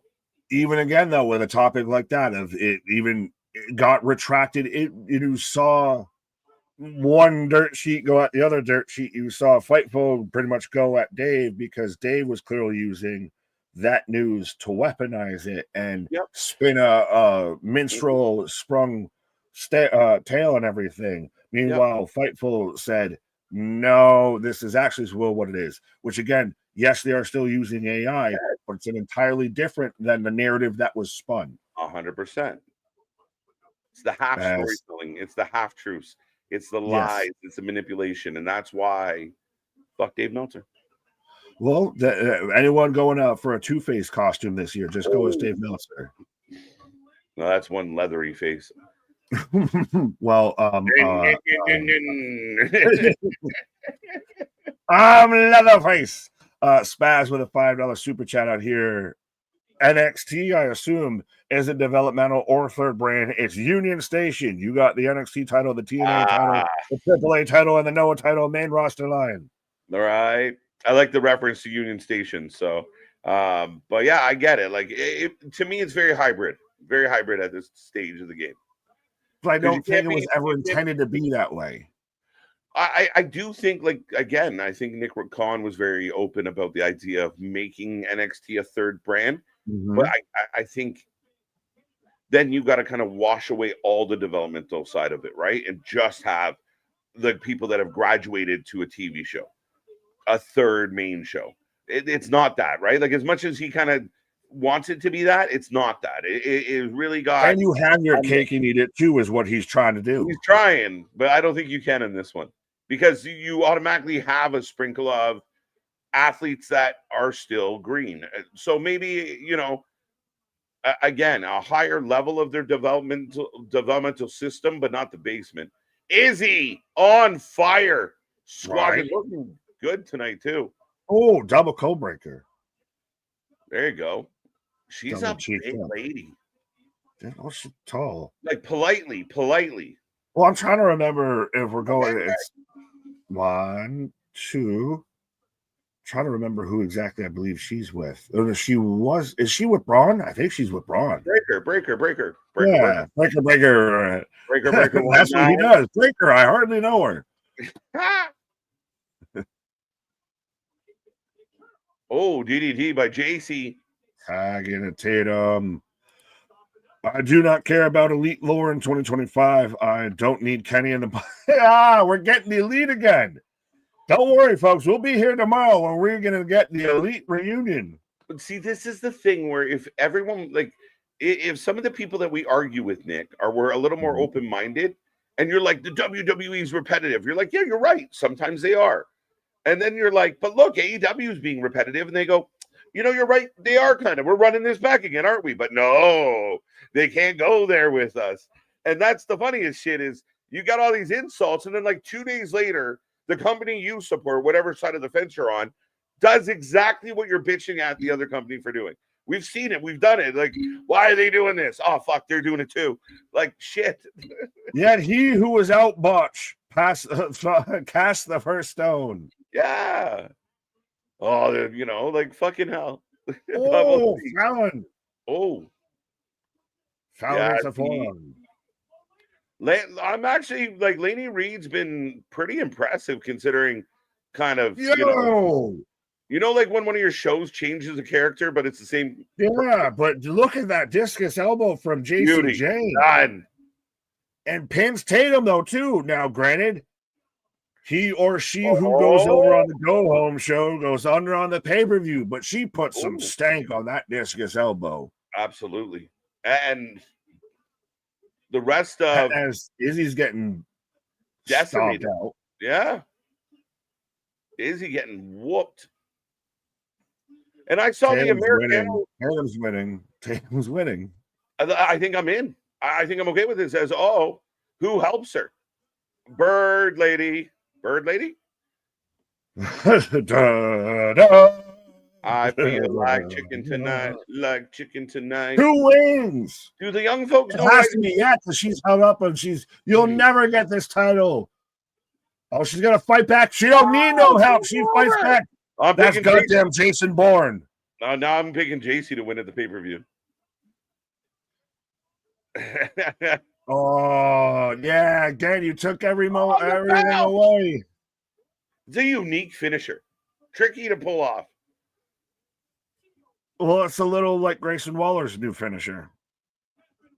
Yeah, right. Yeah.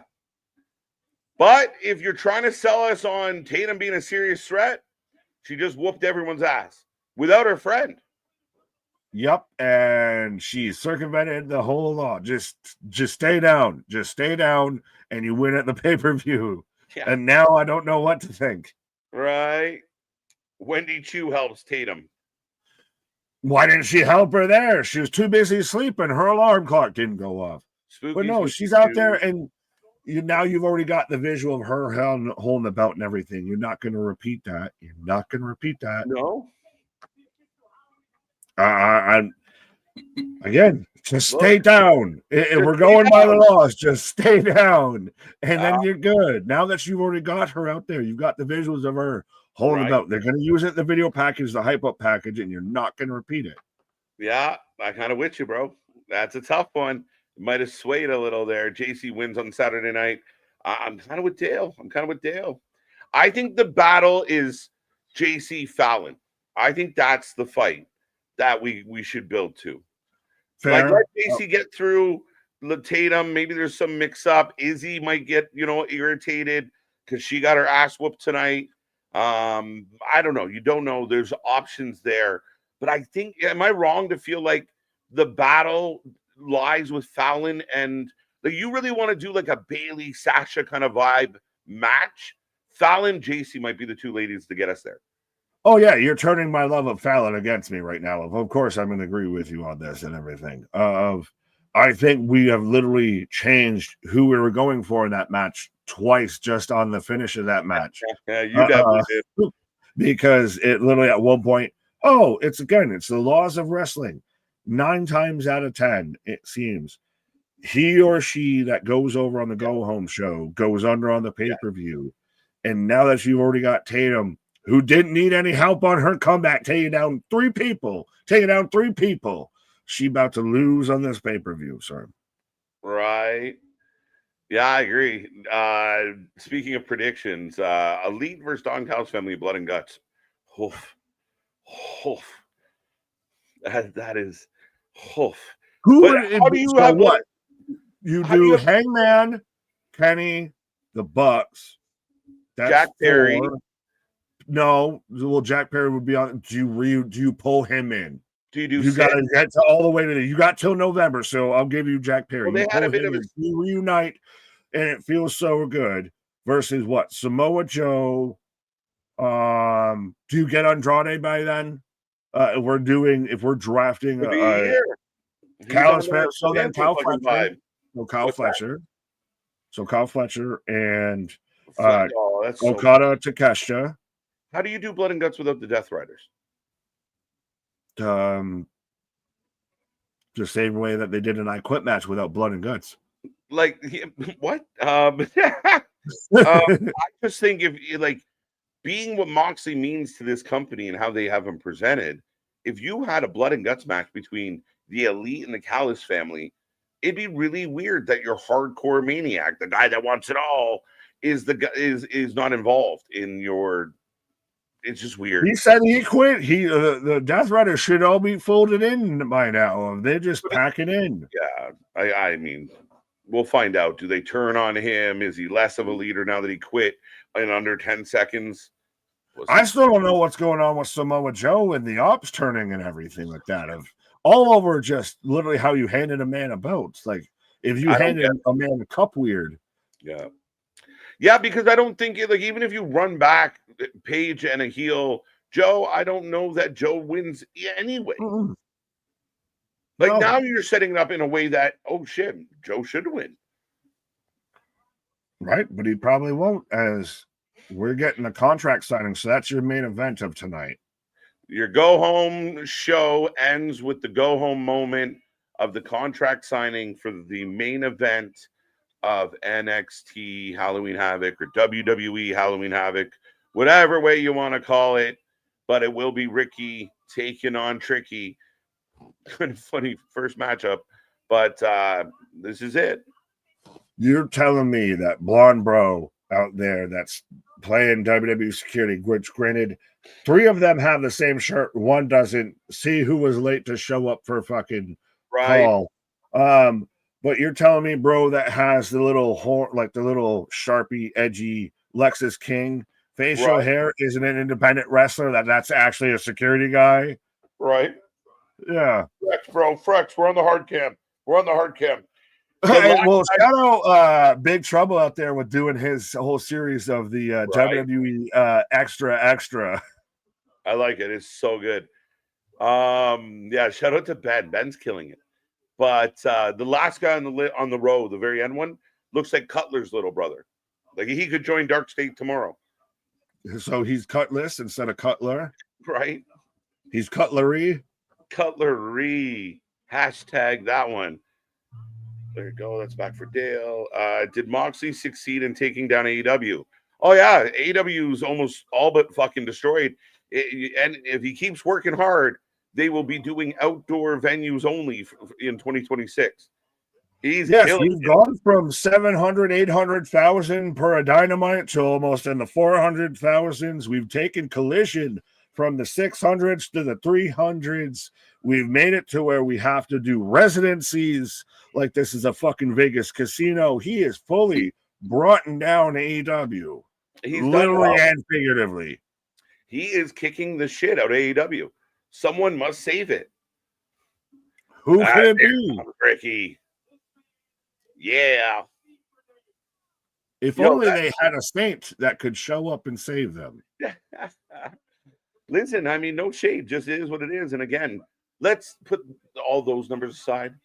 I just literally, the argument is simply where are all the people buying tickets and going to the shows? That's all I need to see. And I will believe everything you say about your favorite company, but they're not, the fans stop buying tickets, guys. That's the reality. Okay, we don't know the HBO number. We don't know this or that, or, okay, maybe, cable cutting has got you down. But where are all the fans in the building? I see you with my eyes. See what I see. We were here live for full sold out, jam-packed buildings. Now we're seeing like small, intimate venues. We like it. But where are the fans? Where are the people that were stacking the buildings? The arenas. That's the question. I don't need to hear homie in row 3 arguing with his wife about who's picking up the kids tomorrow because the crowd's so quiet and so silent. Right. It's true. We've been there for that. Yeah. Someone tell that guy Gucci out Crick right now. In the middle of the contract signing with Ricky Saints. Butler James. Would you like butter on that, sir? Son of a bitch, you. Butler, not butter. Sorry, my bad. You just wanted an excuse for that. Yes, I did. Yeah, where's fucking Khabib, Dagestani over there with a security guard, number 4.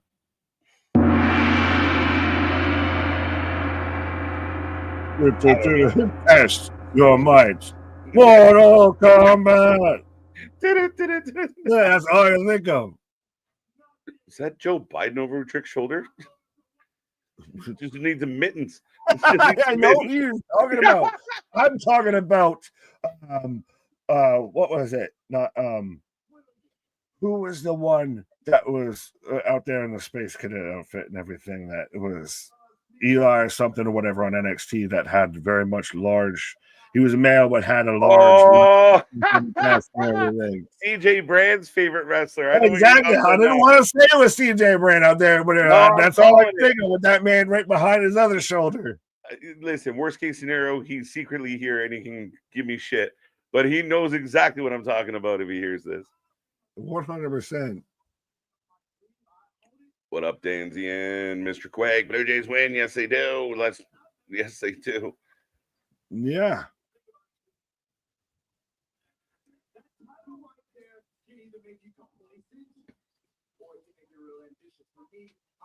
Is Ricky actually good at promos, or do we just know him for the promo that set Edge off? He's good. He's a good talker. I think sometimes he feels a little bit forced, like he's trying to nail that punchline, like he's kind of work it in there, but he's a good talker. And that Edge clip is still hilarious to me. Like, it was so childish and so ridiculous. Oh, come on, bro. Like, just dang, tell me I knocked you out without telling me I knocked you out. Tell that Nick, you need a soundboard to combat KJ. Fun fact: KJ exposed we have the exact same soundboard. I just don't with it like this man does. I loaded it in for him, but I'm terrified. I didn't want to tell him at first. Yeah, no, I have the arsenal. I'm just playing, the fucking Russian policy here of just don't fuck with me, with you. I have the arms. I have the weapons. Woo! Did you see that the entire Warner Brothers Discovery Network is up for sale with Netflix interested in buying? We've talked about this. What is happening in your country that these big businesses just sell and then like 2 weeks later this is all fucking embezzlement. This is all allegedly. I don't want to, if I go missing, folks, I said some shit online. But what is happening? It just feels like they're constantly for sale. Every 2 weeks. So great. It's so big, so huge. We're doing such big business out here. 100%. We're buying all the companies. We're going to have them all under one house, one roof. Then we can control it. I don't know what you're all up there. That's what it is, my guy. And again, I half this stuff I feel is all a bunch of bullshit and just people saying shit because they need, some likes on Twitter and everything. But yeah, a hundo. But Ricky is firing up, and don't you dare talk to me about grinding on the indies. You wouldn't get it, and that's kind of a good kind of approach. I mean, as far as Ricky's the older. I've been grinding. Trick's the guy that kind of came out of college, got caught up in the program. Made good. It's different, right? Like, how dare you talk down to me? I earned this spot. You're NIL, I'm ROH. You're, Performance Center, I'm Bingo Hall. I'm one of those. No! Fucking right hand from the heaven. Looping right. Security. Yeah, but Rick is a guy that came from the South Carolina football program and everything and walked into the Performance Center. Yep. Ricky's a guy that worked through the indies, got found, and then got, Oh, no. Oh no. Ricky puts Trick through the table. You can't do this too fast. You can't lose it here at Halloween Havoc. He's going to buck the laws. I know I just preached about the laws. Ooh, not everything can fall under. You need the rule can't be absolute or it's no fun. It works like a solid 90 to 95% of the time, my guy. 3 out of 5. Go exactly. Well, that's it's a thing. That's why it's a little bit of a law. Right. Fight forever. But no, I really like that Saints went through the whole. I paved my way to get here. You got chosen. I've gone through this and that. You can't hold a fucking candle to the shit I've had to go through to get here. Dude. And I'm gonna be damned if some privileged prick out here in fucking Gucci's gonna sit there and take this from me. And don't you dare look down on me. Don't you disrespect me. You don't know nothing about me. But they're running through the card and said we're getting the Broken Rules match. We're getting the NXT Women's Champion. No step that we know of for JC or Tatum. How did you feel about no spinning wheel? It's a Shotzi step. It's a Shotzi step. The only 2 times they've done it, Shotzi's the one that was spinning the wheel. This is going to be now, Jose, if you're still listening, do we see the righteous? Do we get any sort of spooky dooky comebacks or anything like that? I mean, they fit. Killer Cross fits, but it would be weird for any of them to show up. I mean, the righteous showing up in NXT makes sense. Cross showing up in NXT would blow my mind. Well, I'll take a mind blown. There you go. Dr. Wagner Jr., the guy pretending to be a doctor, taking on Ethan Page, so still fits with Halloween. Right. So Ava's just looking down at Trick. Yeah, like, why are you here?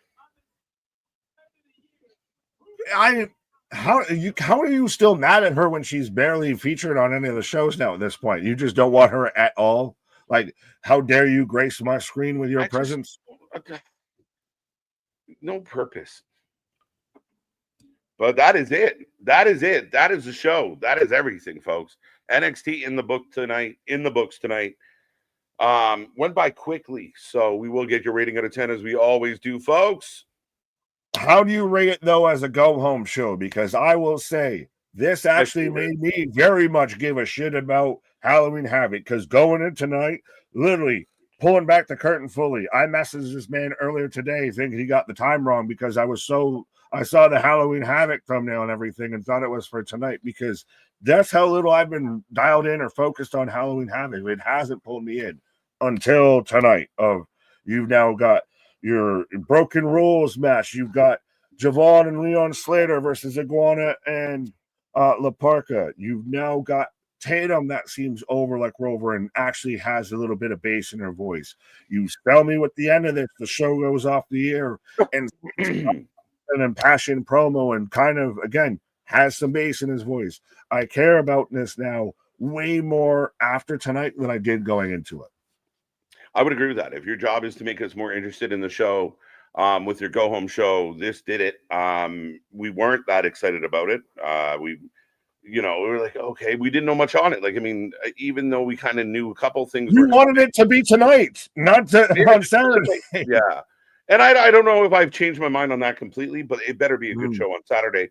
I just think for the actual saturation of your calendar. But nonetheless, I'm more excited about it now because, like I said, it did feel a bit of just like an inconvenience, or can we just get through this one and get to one of the better ones? But I think there's a lot here, a lot here to have fun with, a lot of here that's going to make for an exciting show. I think the main event, as much as we think it's probably going to be Ricky, we also think maybe not. So I think there's intrigue. And it still seems like Trick will have a good match because it's not with Carmelo. That seems to be his ultimate kryptonite, is actually having a good match with Carmelo. Right. But yeah, I think everything throughout that card, and I know you want your spin the wheel, add the stipulations as the show is happening, but I think going into this now of knowing what you got here, what you got there, again, I'm actually excited for Saturday now. So this to me is like an 8.5 as far as an overall show. Well, it gets some bonus points because it works really well as a go home show. It sold me on, it did its job. It as a show did its job, so it gets some bonus love. Wow. I'm going 7.5. 7.5. A good show, entertaining. And I got no shade towards you, and maybe I get a little bit of a hard time. Well, I want to say, what's pulling it to a 7 for you? What would you say is a drawback? Yeah, I just don't know if it was what we did get was so big that I'm willing to go kind of post 8 on the rating for it. I mean, it was good, solid, enjoyable. Didn't dislike a whole lot. But I mean, a couple things in there kind of fall like, okay, that was all right. We'll see where it goes. I think the tag match was an okay match, but not bad. It didn't deter me. So it's kind of that very, like a solid C+, B-. OTM establishes themselves. We now get Zarya defending the NXT North American title on behest of Soruka versus Blake Monroe. So yeah, I think there was a lot to enjoy out of NXT tonight. And I think, can we say this? I think that WWE, as much as it's felt like it's been in kind of a lull and off season, might be starting to try and find it's Stella, how it's got its groove back a little bit now. Well, and two things are happening right now because now they're heading into a time where you kind of got to put on some good shows. Like Survivor Series better be good because you don't have a whole lot going on in December, right? Like there is a sprinkle. That's where they take that's the real off season of wrestling, is like December through January is kind of the very big lull. Yeah.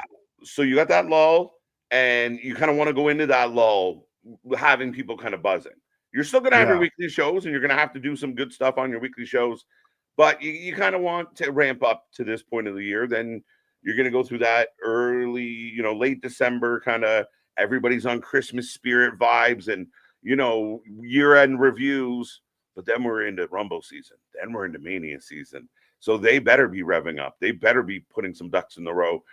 And I'm sure the injuries have made it trickier, but I do feel like they are trying to amp up and end this year strong. I hope that's the plan for both companies, all companies. Fuck it. Yeah, well, of course, you're trying to put some rounds in the chamber. You're trying to put some gifts under the Christmas tree here, right? Make us watch your show over, the Yule log that grandma just threw on the fucking TV for 10 hours while we're all gathered around and we got to each individually open a gift. Right. I got really specific. Sorry. I'll put you in the Yule log. 7 out of 10, 7.5, 7.75, 5. Now, 5 to me feels too low. That's a 50%. 6.5 seems a bit on the low side too, especially with Nick coming in high, me coming in a little under Nick. What was missing to get to a 5? Even OG Dale 5. Like, I'm curious. What did you miss? And the same question Nick had for me. 7 out of 10. I just feel like, again, everything was just kind of good. Nothing really kind of like, my favorite part of the whole show was Javon and Leon. I thought that was great. I thought that was so good. That was great. The Hardy stuff, I think, was great. It had all the nice little callbacks. And again, I think I'm fully admitting, if I was grading the show individually versus it being the go-home show and how it sold me on Saturday and everything. Okay, so they get that. It gets some bonus points. It gets some extra love because it really was enough. It was one of the better effective go-home shows that we've seen in a minute. It sold me. It went from me barely remembering we had Halloween Havoc this weekend to, I can't wait to watch Halloween Havoc this weekend. Yeah, fair enough. That's a fair assessment. 7.5 out of 10. Surprised the wheel wasn't a factor at all. Maybe next Halloween Havoc, they just kind of, like Nick said, maybe Shotzi took it with her. They were like, all right, it's not ours anymore. Well, she's kind of done that a little bit, that whole gimmick still on the indies and everything like that. True. 8.5. 7.75. Big Slick Nick, pause. I give it an 8.1 for NXT. Nick XT. Well, there you go. Well, I'm just chuckling over there at Jose saying, when does it, Nick, come in extra high? Facts. 7.5. You've been hearing stories about me again, have you? Oh, yeah. I heard you've been talking shit. All right, 7.5 out of 10. As we wind down, great show. Thank you, Jose. 7 out of 10. Can we get you up to 7.75? Can you get you up to an 8? What am I hearing now? Right. I love that we negotiate the ratings. And that's what I mean. I understand if someone's going to be at a 7, but to go as low as someone we're willing to have the dialogue. We find the peaceful ground, the middle ground. Yeah, I feel like if you're giving a show like tonight a 5, that this just is not the program for you. Like, it's just. Well, if you're gonna do it, give me some follow-up, give me some explanation. Right? Just boo. That doesn't help anybody. So what can I do better on? Just you told me I sucked. I don't know what I can improve on. Right? Help me. Help me to help you. Help me to help you. But that's the show, folks. NXT in the books. We're back tomorrow for Dynamite. It's going to be a fun one. The fallout from Wrestle Dream, from It Was All a Dream, from the fish tank to the windows to the walls. We are going to be here for it all. But check out all our socials, our Discord, our Facebook, all the fun stuff. Be a friend, tell a friend. The channel continues to grow and continues to blow up, and we appreciate you being a part of it. Not bad. Halloween Havoc's going to be fun as we are here on Saturday, Nick. Yeah, make sure you tune in for the trick and the treat. As boss not here. To be fair, Nick, you asked for ratings, not reviews. Well, you got 140 some odd characters to fucking fill it out with. Show your work, damn it. Right. I don't know. BS. Go ahead. We took the rating, and now we're asking for the little follow up here, Good, We want a second date here, Boston. Let's go. Get in there. Well, we got a second date here tomorrow with AW Dynamite of everything from Wrestle Dream. It was all a dream. I used to read Word Up magazine. Well, we'll see if we got Shark Tank swimming. But what? Are you closing the show? Or are you when you're talking about that wrestling, you want to put that full life with it. Yeah, ladies and gentlemen, come back tomorrow. We'll see you on the flip side. Yeehaw! I forgot the button. This is a ridiculous ending. Bye.